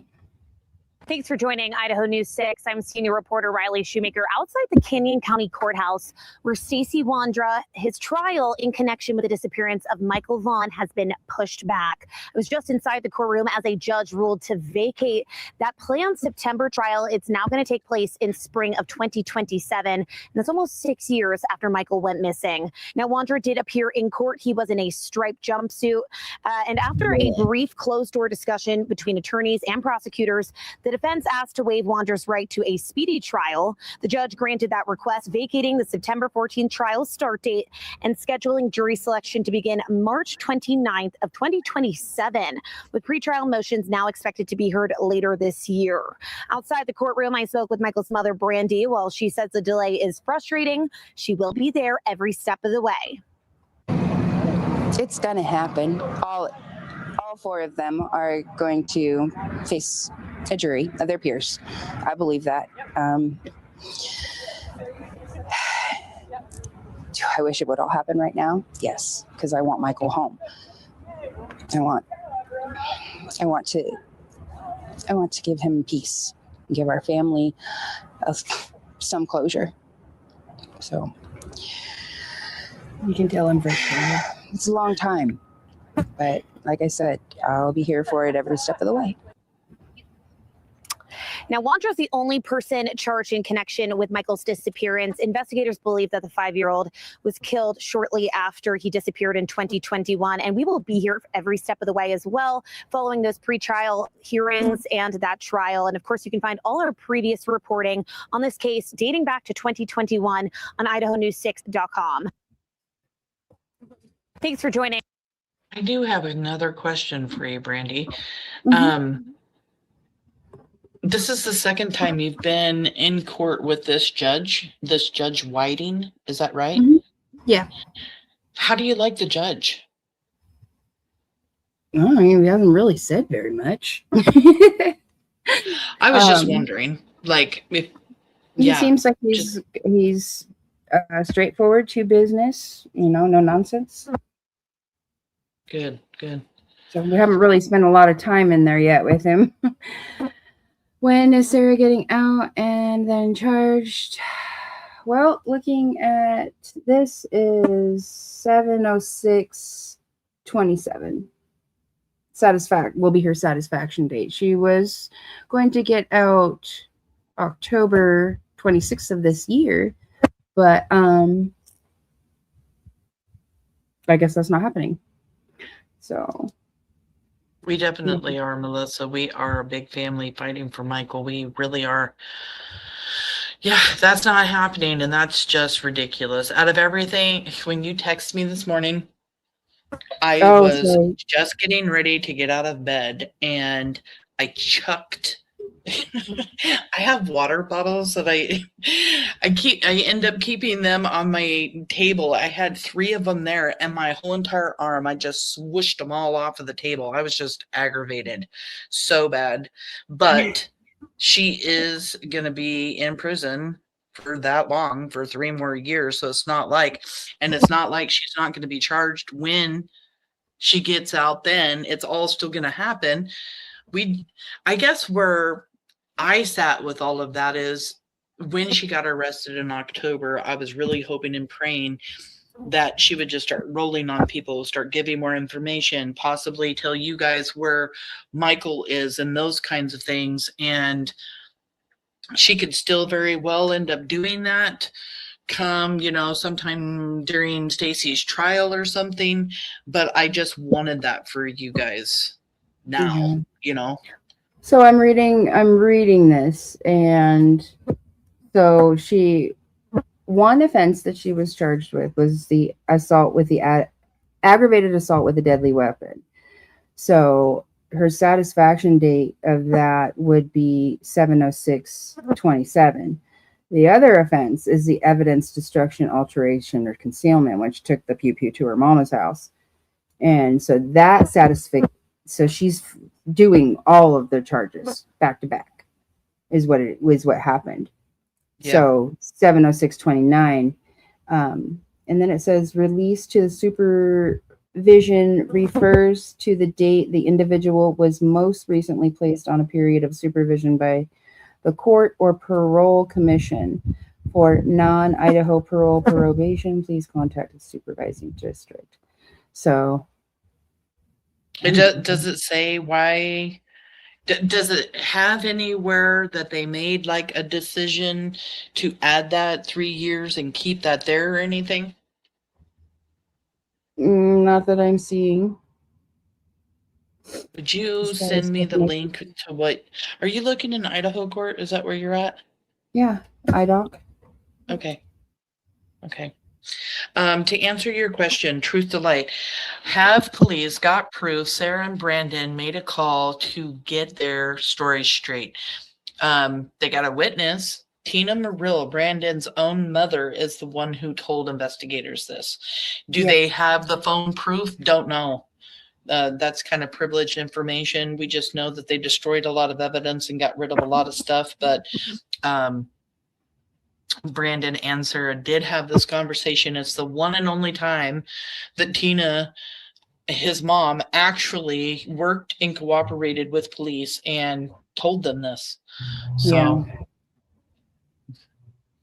he's had another conversation with Stacey Wondra'S where not only they're trying to get their story straight, but they're also trying to come up with an alibi, and what that alibi could be. And they decide that alibi is going to be, we can just go to CUNA. That's where we can take Michael. And then while we're there, we'll tow my car back and make it look like all we did was go there to tow back my car. So that's their other alibi conversation. And there's many phone conversations. If you look throughout all of this court documents and stuff, there's a phone call from Stacey to his mother the day after Michael was abducted. He's telling her that they're going to pin this on me. And didn't give the details, but just said, they're going to pin this on me. Sarah Wondra'S made phone calls from the day that Michael was abducted till several days later to a certain person and her mother. And to the certain person given details about Stacey Wondra'S and details, about Stacey Wondra'S. She was terrified of him, basically saying she was scared, and I can't go into any more details on that because she is going to be a witness for the state. And then there are phone conversations between Stacey and Sarah where they're on the phone and they're talking, and one or the other is saying, yeah, I'm not going to do anything. I'm not going to tell anybody anything. I'm not throwing you under the bus. I'm not going to roll on you. And then the other one's, yeah, I'm not going to roll on you either. Blah, blah, blah, blah, blah. And when Sarah Wondra was asked, what were you specifically talking about? And she said, Michael Vaughan. So you guys aren't going to roll on each other about Michael Vaughan? And she said, yes. So lots and lots of phone communication. And that could be one of these things Right. that the defense could be asking for, because they need to pin it on somebody and they need to clear their client. So there may be a way to do that and just start pinning everything on Sarah if they can connect enough evidence and, you know, information. And the same with Brandon and Adrian. Yep. Oh, I asked. We know Brandon has done a lot. Brandon got a new phone. Brandon was visiting people shortly after Michael Vaughan's abduction. He's said a lot to Juanita Kelleher during their interviews with Brandon Shurtleff, asking if they'd found the duffel bag yet, saying that he saw Sarah and Stacey put the duffel bag in the crawl space or the basement of the Wondra'S house. You know, there's a lot out there, and they're just going to piece all of this together and take it into court, and it's going to be huge. I know when I sit and talk about it all, I get like, just get me in that courtroom and let me be the prosecutor. I'll do it. I'll put it all out there. But no, just teasing. But there's a lot to me. Lauren, yes. This might be a daft question. I asked the same thing. At Stacey's trial, could Sarah, Brandon, or Adrian be summoned to testify? Well, no, I don't know how that will work because they can't incriminate themselves. So I don't know. Right. Unless they go in and make some deals and agree to take a plea deal and whatever for maybe getting time off or something, you know, and then I'll agree to testify against Stacey Wondra, because here's the thing, Stacey Wondra's a habitual liar. Some of us believe what he has to say is true. Some of us don't. Some of us believe that Sarah kidnapped Michael. Some of us don't. Daddy just walked in the door, y'all. You're gonna. I was gonna say, I was looking. He's crying. He sounds like Mama Kitty. He's so cute. Last night he was sitting in my husband's lap, and he turned his whole body. It almost looked like he turned himself into a knot. He was on all four legs, tucked his head up under his stomach, and almost came out towards the rear of his tail, looking upside down at Tracy while he was in his chair, while he is making these loud meowing noises. And we started giggling, and we're like, can't tell anybody that because nobody will ever believe us. He basically turned himself into a knot. It was funny. But Sammy for prosecutor. Right. Well, I'm gonna go snuggle with buggies. So thank you, everybody. Okay. Thank you for your support and continuing to walk with us as we pursue these suspects and get justice for Michael. Not Kitty. And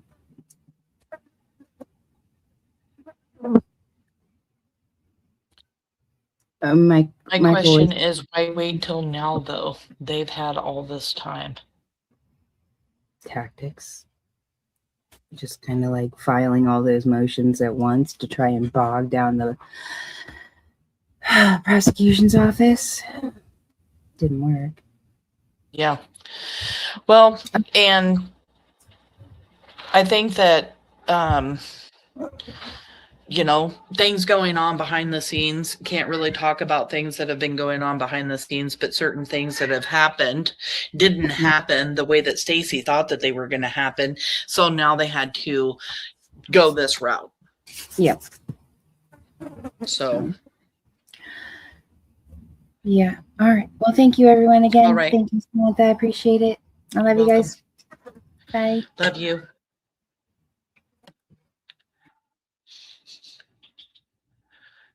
Mr. Butts is crying. Thank you, Ms. Warren, for coming in. I see you. Yankee Kyle is here. That's why the evidence and the confessions are so important. Yeah, and I just don't think that they'll be taken out. I really don't. Jemima is here. Hello, good to see you. I believe answers are online due to their games. Did Brandi see the reviews, etc., patterns of where they had been? I don't know if Brandi has seen all of that, but we do know they have, phone data that puts them in certain places at certain times, directly in the neighborhood at the time that Michael Vaughan, came up missing. And Brandi Vaughan tells us last night that they know exactly when Michael stopped playing his switch. And that gave them a good time frame in which Michael could have been abducted. And during this time frame, Brandon Shirtleff's time frame being in that neighborhood walking around for those 30 minutes, he's walking around during some of this time that Michael could be out there wandering around. So, everything's all going to add up. I'm sad for Brandi and the family. But we all were really expecting it. We just didn't expect it to go out all the way till the end of March.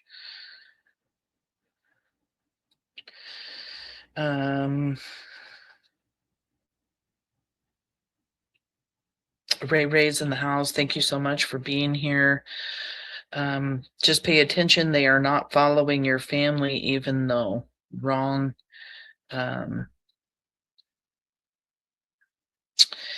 They have 12, but they usually have 2 to 3 alternatives that that's talking about. I'm way behind in my chat. Yeah, Melissa, I looked it up. It was 12. I'm way behind in chat. Y'all are going crazy in here. And I'm disappointed for the community, for everybody here in chat. We've been talking a lot about Sarah Wondra getting arrested in October, and now that's not going to happen. We've been talking about trial coming in September, and I know everybody expects changes, but I feel bad for all of you that follow the case and want the deeds just as bad as I do. Because the details of everything going on, but I will try my hardest to maybe go over and relook at this entire case from the beginning and forward. And we have so many new people following Michael Vaughan's case, and that is amazing. That is so friggin' amazing, because that means that we're actually reaching and bringing awareness for Michael. And I think also now that Brandi's got her channel going and doing lives on Monkey Monday, is bringing even more awareness. And anybody that's a creator that's here, you're always welcome to use any of my information to do a show. The only thing that I ask is don't misconstrue my words. My words are facts. And they are truth, either coming straight from the family members, from sources, from court documents, sources verified, by the way. Everything that I put out here, I want that to stay that way. So please don't use my information and try to spin my information for your own narrative or anything else. And I'm not saying that you would. That's what I just don't want to happen. I want everybody to stick to the facts, and you can find them here. You can find them on Brandi NEAL Vaughan YouTube channel as well. Baby kisses. Blessings, both of you. Thank you so much for the super chat. I really appreciate that, babe. Let's do a little dance for super chat.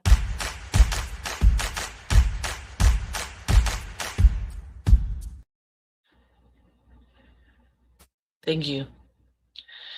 And it's just very important for all of the new people coming in. to learn about the case. So if there's questions by new people in chat, moderators, or even people that are in chat that have been here for a long time, if you can help answer those questions, or if you have a question that you want answered, you can come over, join the Michael Vaughan Facebook group where I put information where you can also ask me questions, or you can comment after the show in the comment section. And right now, what me and Brandi are really focusing on is bringing awareness to Michael's case. And now we've got 7-8 months to do that. And so we're going to have to keep trying to find ways to do that. And we don't want everybody to get bored as we continue going over things over and over and over again. If anybody has any ideas on shows that we could do, I would love to hear it in the comment section or here in chat. Let me know what ideas that you have that we could put out, that we could talk about.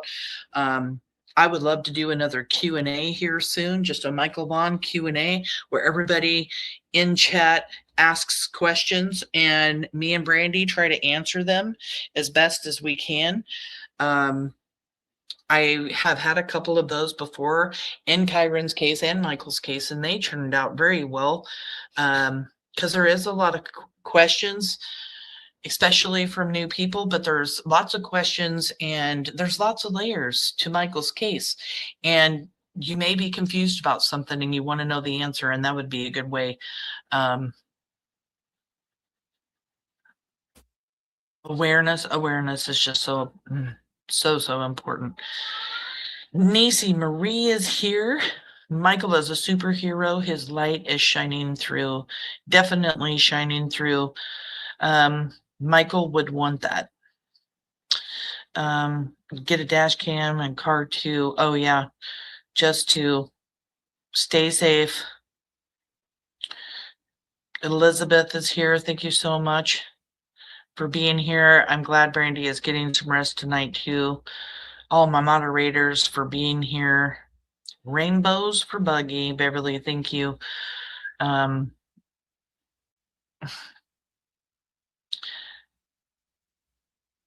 me see. Every time I think I'm catching up in chat,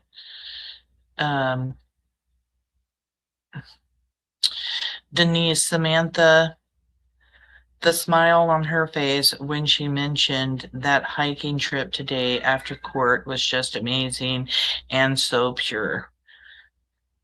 They love their rocking. And, you know, Brandi looks forward to being able to do things like that. She wasn't able to do that kind of stuff a year ago. She really was on her deathbed, and she's been pretty damn healthy. A 6-hour uphill hike. Oh my gosh, I'd die. Just stopping by to say hi. Thank you, Joy, for stopping by. Oh, thank you so much. Yep, I don't even know if we have plans for tomorrow. We're going to go visit the grandkids because it's Wednesday and eat dinner at my daughter's house like we always do. Yesterday, I kind of messed around because I didn't really have anything to do, and Brandi was going to do her long live, so I didn't go live. I had a problem last week going live. StreamYard has been ridiculous. It has not been allowing me to post up streams. I had to do a huge complaint with StreamYard and basically let them know, if you want me to continue paying your ass money for live streams, then you better let me be able to post them up. And voila, last night when I went to go put up this live, it was easily done. Imagine that. So yesterday I ended up making 12 jars of raspberry jam and 3 jars of spaghetti sauce because I have so many tomatoes in my garden. I'm looking out there right now and I can already see that I need to pick more tomatoes, but I had so many to use up, so I did that. And you guys all know that I have my granddaughters and stuff here, and that was really fun the week prior to that. But I did try to go live last week. It just did not happen. Did not happen.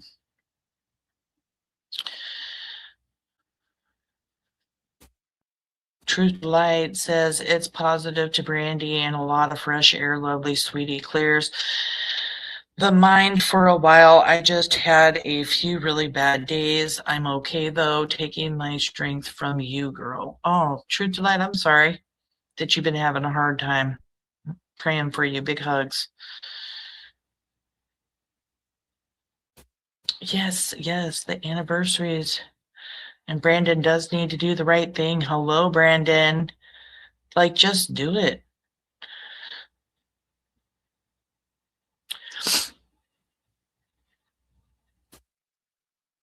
Yes, she is getting arrested for this case. Sarah is when she gets out, but she is not getting out when we thought. The parole board decided they're going to keep her for her entire stay, which was originally set for 2029. So apparently they have a lot of digital forensics, so I'm very interested to see what they have. I know, me too, because I mean, they're asking for it, right? They're asking for all of this information. The defense is, so there's got to be information out there that they're wanting to look over. Elizabeth, thank you so much for becoming a new member here at Missing PNW. We really appreciate you. We got a dance for a new member, y'all.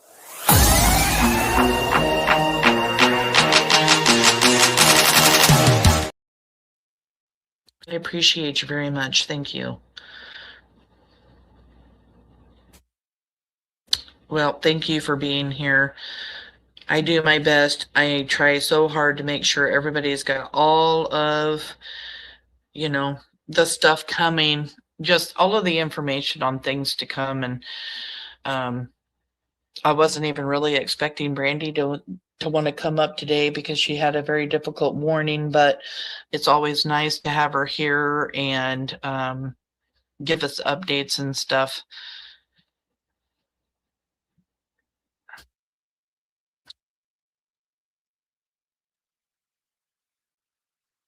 Naughty kitty, hee hee. Yeah, my kitty is crying for daddy. He got home and then he takes a shower and then he gets fed, so he's gonna meow until that happens.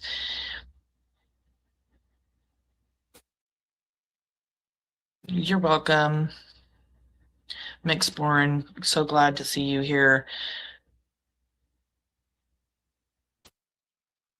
I cannot find the end of my chat. You guys are saying so much, and every time I get down to the bottom, it just keeps going. There's my kitty. You know, being a part of Monkey's Army is so very important to the Vaughan family and to me, to Michael. And there are 4 named suspects. It doesn't matter what anybody says. It doesn't matter, you know, who out there wants to spew the lies about Tyler Vaughan, you know, being the one that responsible for the disappearance of Michael Vaughan. It's not true. They've been investigated. And the 4 named suspects are Stacey Wondra'S, Sarah Wondra, Adrian Lucien, and Brandon Shurtleff. The police believe that Michael was abducted and he was later murdered. And then even Stacey Wondra in his confession says that he was buried in the backyard, and the police believe that Michael was buried in the Wondra's backyard. And Brandon Shurtleff knows exactly where Michael is in this unknown location and has refused to tell law enforcement, has refused to talk with attorneys and prosecutors and do the right damn thing. Adrian Lucien is living like a bum in Ohio, still bouncing around from one homeless shelter to another because he can't get a job. He can't live a straight life.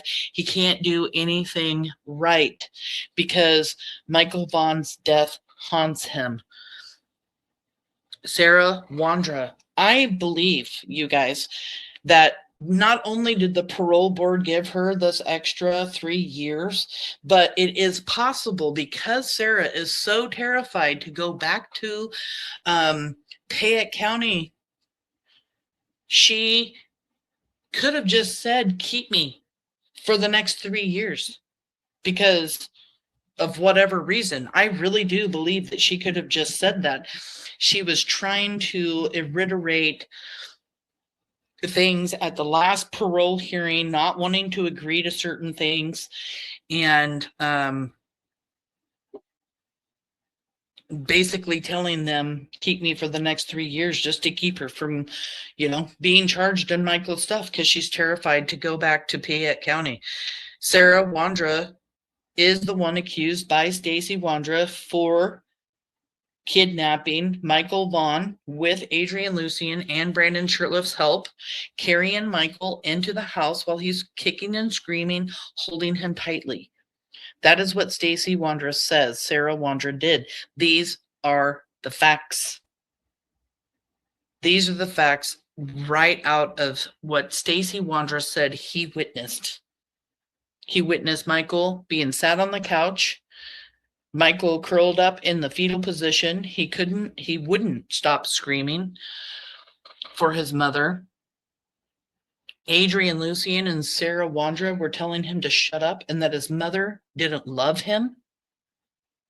And when he wouldn't stop crying and screaming, Stacey Wondra says that him and Sarah handed Michael a dog toy, a green dog toy, which we now know was buried in the backyard, and an ear of it was found.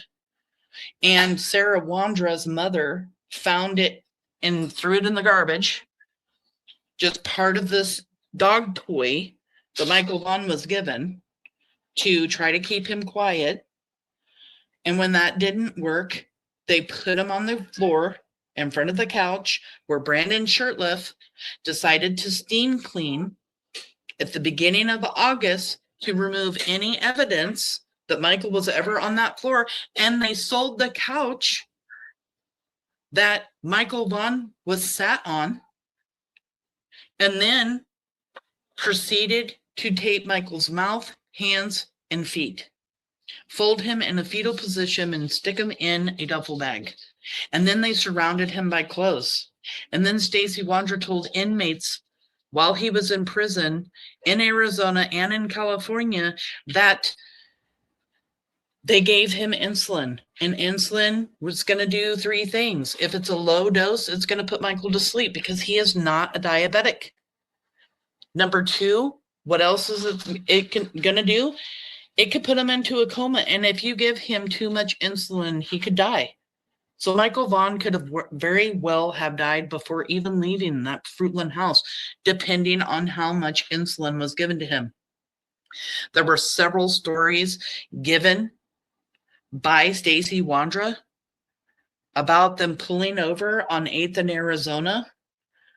One of them was they pulled over so that Brandon could get out of the truck and check on Michael to see if he was still alive. And the other story that Stacey Wondra said was to pull over because he heard Michael screaming and he wanted Brandon to check on him. This is what Stacey Wondra has said. Last night on Brandi's show, she went over the interview that I did with Brandon Shirtliff, and he put himself out of the vehicle for the first time. We've never heard Stacey Wondra say that Brandon ever got out of the vehicle until Brandon Shirtliff himself admitted of getting out and going to the back of the truck. And he said to help put power steering fluid in.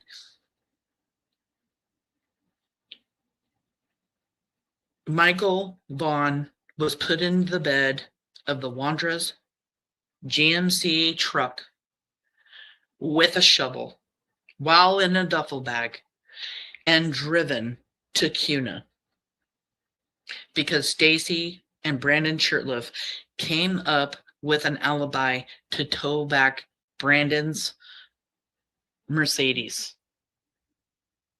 back to Fruitland. Why did they even take a shovel with them in the bed of that truck? It's in court documents.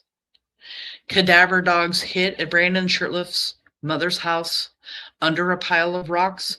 And we've also heard by a vent at Brandon Shirtliff's mother's house. All of the places where Michael was, where Stacey Wondra said Michael was, are all of the places cadaver dogs hit. Stacey Wondra's attorneys are trying to get the cadaver dog testimonies thrown out because they know how damning those are going to be for Stacey Wondra's case. They're trying to get out the first-degree murder and the second-degree kidnapping, but Stacey Wondra made the decision not to call 911. He says he only watched and didn't have anything because he doesn't take responsibility for anything at all. Nothing, and never has. And he will plead guilty to destruction of evidence that would have led police straight to Stacey Wondra, Sarah Wondra, Adrian Lucien, and Brandon Shirtliff. And why would all 4 suspects get rid of any and all information, text messages, phone calls, everything from the day that Michael Vaughan was abducted and murdered? Stacey Wondra says that after they go to CUNA and Brandon Shirtliff leaves Michael, we heard several things, left Michael outside, which would tell me that Michael Vaughan was no longer with us, or left him in the bedroom in his mother's home, which I don't even see how Tina could even keep that place after knowing that Michael Vaughan was in that bedroom, because she knows that her son Brandon had something to do with this, because she overheard a conversation between Brandon and Sarah to verify his story with her before going and talking with detectives. And she still keeps that house. Are they haunted? Brandon, are you haunted by that bedroom?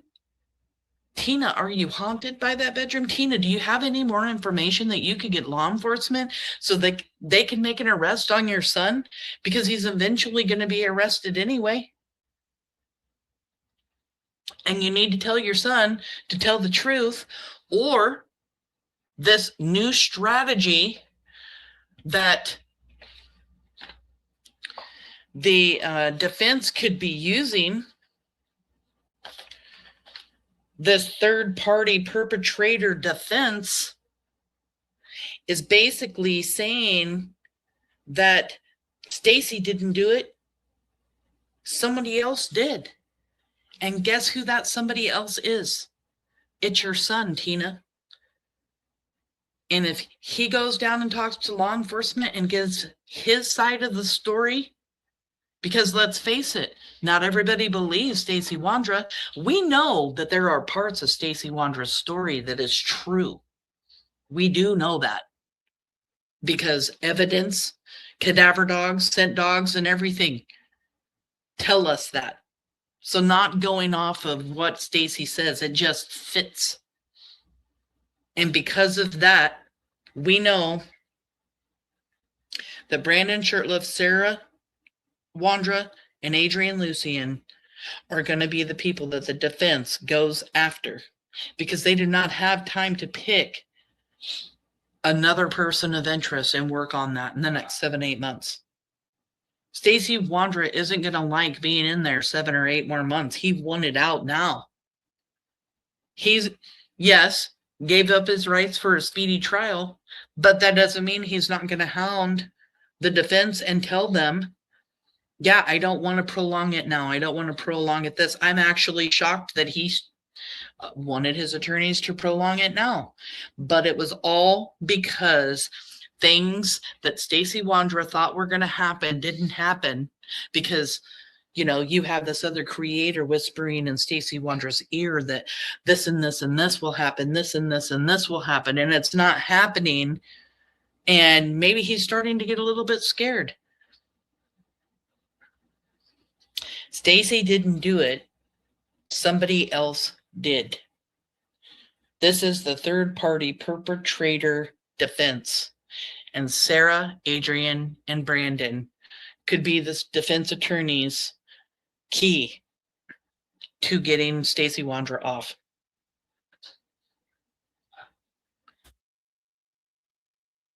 Michael Joseph Vaughan deserves justice. These 4 suspects will see their day in court. They all will be charged. It's just a matter of time. And even though we want things to happen quickly, we also want it to be done right. We want it, that one and only chance that they have to put these suspects away forever. We don't want anything to go wrong.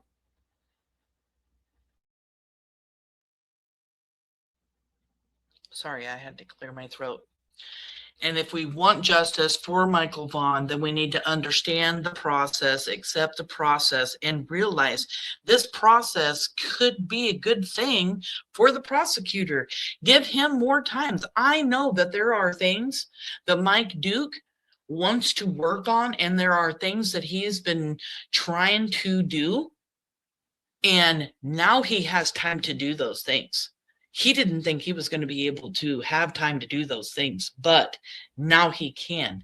And witnesses that come into the tip line could also come in during this time. And that's what I need you to do, is to call in any tip to the Fruitland Police.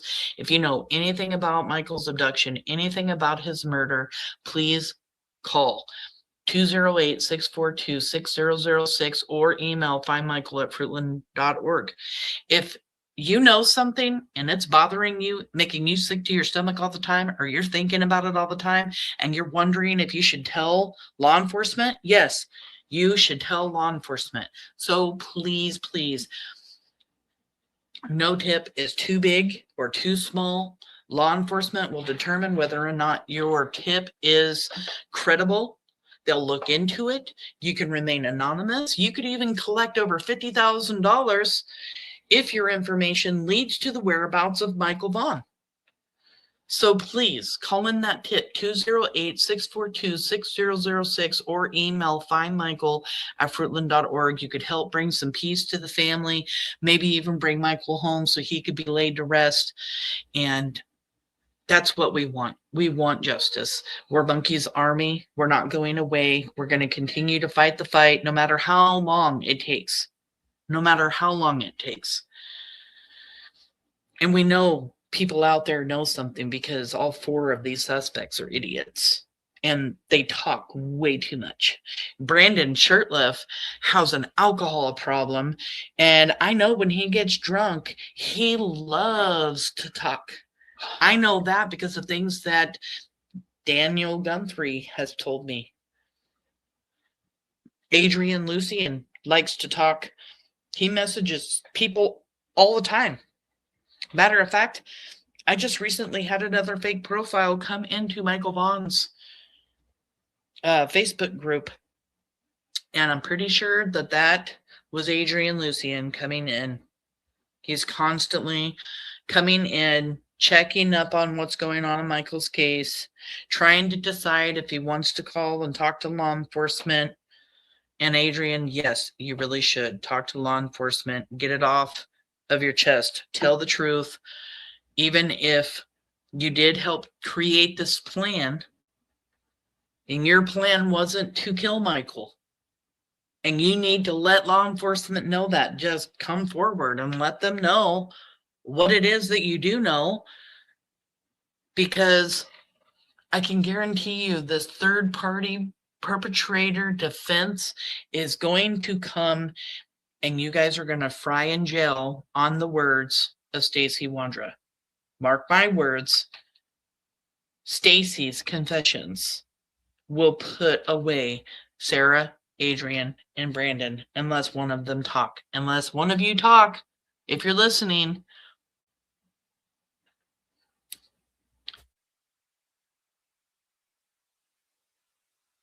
I know today is really hard for everybody here, you know, all of this information today, and we wanted more. We just wanted more, but it was expected.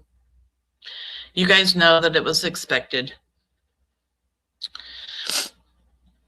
Brandi says, Samantha, because I wasn't even looking. I didn't have my chat on. Samantha, I want to do something. I want to start a monkey mail again. I will send out a couple of bracelets, a missing persons card, and flyer for Michael, and a pen. I think that's awesome. I think everybody would love that. I really do. And you should start it up again. I don't know how you did it last time, but it's definitely something we can talk about. You know, and maybe we can even set up like an email for people to email. And then when you send it off, you can delete their email. That way you know who you're sending stuff too. I know that there are people always asking how they can support you and what they can do for you.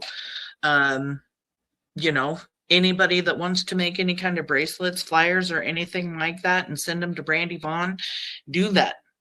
It really does help. She's been passing out a lot of bracelets. Like she said, she was passing out bracelets at court today. But I think that's a wonderful idea. And here's the email. Email to Michael Monkey Mail 16 at gmail.com. Again, that is email to Michael Monkey Mail 16 at gmail. Let me pull this up on my phone so I can take a screenshot of that.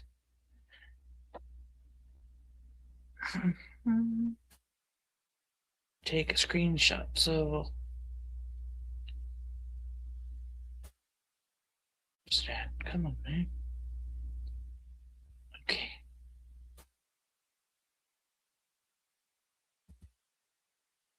All right, I got that in a screenshot. Again, if you guys would like to receive Monkey Mail, you can email Michael Monkey Mail 16 at gmail.com. I think it's a lovely idea, and I just think it's a wonderful way to advocate for Michael. Oh, oops, she says. Now I got to take another screenshot real quick. Oops, she says. Hold on one second. Let me. Okay.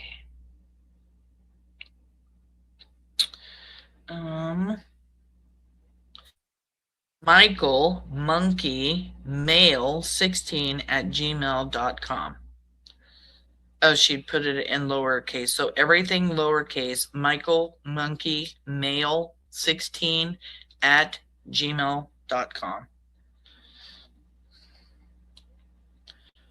Nice. Everybody thinks it's a great idea. Elizabeth says she would love one. I think it's great. Absolutely. It's all lowercase. Sorry, I have the supplies. I'll run down to the post office tomorrow and get stamps. It will be something I can control. Absolutely, it can be. It keep you busy. Okay, everyone, have a wonderful evening. Samantha, thank you for everything. I love you dearly. I will also post on my community wall. I love you all. Take care of each other. Take care of yourself. We love you, girl. Get some rest. Have fun playing games with Buggy.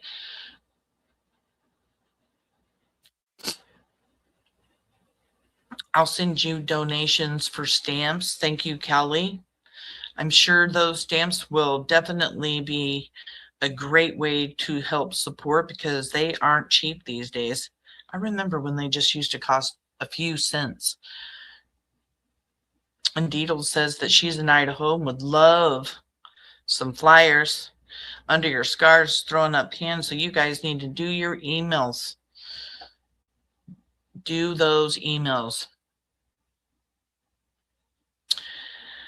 We'll have a lot of great things coming up, y'all. I know that everything's been delayed, but there are court documents we still haven't gone over or talked about because there's been so many that have been put up. There are news reports that I still haven't gone over that I would love to go over. There's a couple of Brandi Vaughan. It was one of them is her second press conference that she did. Never gone over that, and I would love to. There's also another one when they came, I believe it was done by News Nation, when they came out to visit the Vaughan family. You know, we're just going to keep sharing anything and everything we possibly can.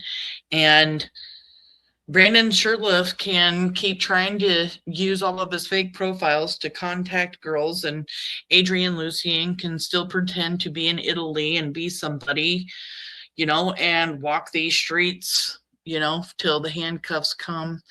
But trust me, they're feeling the heat. They're feeling the pressure. They know it's eventually going to come. And that's why Brandon's all over the place and not staying put for 1 minute in any one location, because he doesn't want law enforcement to catch him. But the only thing is, Brandon, law enforcement knows exactly where you are. They probably have your, what is it, your VP address or whatever the hell that's called, connected to your phone through your constant trying to connect and hook up with girls. Thank you, Beverly. You have a good night too. I'm going to get off of here. I just want everybody to know that I really appreciate you coming in. Justice for Michael Joseph Vaughan. I want everybody to have a good evening and enjoy the rest of your week. I'll probably be live again this week if StreamYard still cooperates with me. And if because we're still going to be looking to see if they file any more motions before September 15th's status conference. So there's more to come, and there are things happening in Kyron Horman's case. I'll be coming live, definitely talking about him. We have Terry Horman, in my opinion, the one person, and her friend Dee Dee Spicer responsible for Kyron's murder. Although not proven, but she has been on the supporters Facebook group again, and I want to talk about it. She has also recently done a lot of really shady things since her parents have passed away. She's saying things and doing things. Kyron Horman, ABC is doing a show on him August 31st between 10 and 11 p.m. That's Pacific Standard Time. And well, no, it was Eastern Standard Time. So if you're in the Pacific Northwest, that's going to be around 7 p.m. I will be going over that show when it's done. It is done by a woman who was abducted by a serial killer who works on cold cases, and she is doing this show with the help of ABC. I recently talked to Shelby Slaughter, who contacted me weeks back. She's a news reporter that I've actually had an interview over Kyron with before, contacted me for more information on Kyron's case. And she was going to be the one working on this too with this other woman, but it didn't work out. But we just spoke about this yesterday. Here's Brandi's channel, y'all. And yeah, there's just a lot of movement going on. And of course, Kyron's birthday is coming up in September too. So there's that, but just lots of stuff. And it's summertime. Salmon season's right around the corner. Me and my husband are going to start doing that soon, but there are definitely lives to do. So what will it be on? I have no idea exactly what they're putting in the show. I just know they're going over Kyron's case. And I know that when I saw the news clip, they're talking about Terry Horman, his stepmother at the time, being a suspect, being a person of interest, because she lied about everything she did that day, where she was, where she went, her credit card information, her whereabouts, her phone pinging, and everything did not go with what she had told law enforcement. She's been lying to police since. She has never, ever, ever told the truth. And she even gave up seeing her daughter to not talk about Kyron Horman in her custody hearing with her husband, Kane. So anyway, you guys have a great evening, and I will see you next time. Have a good night.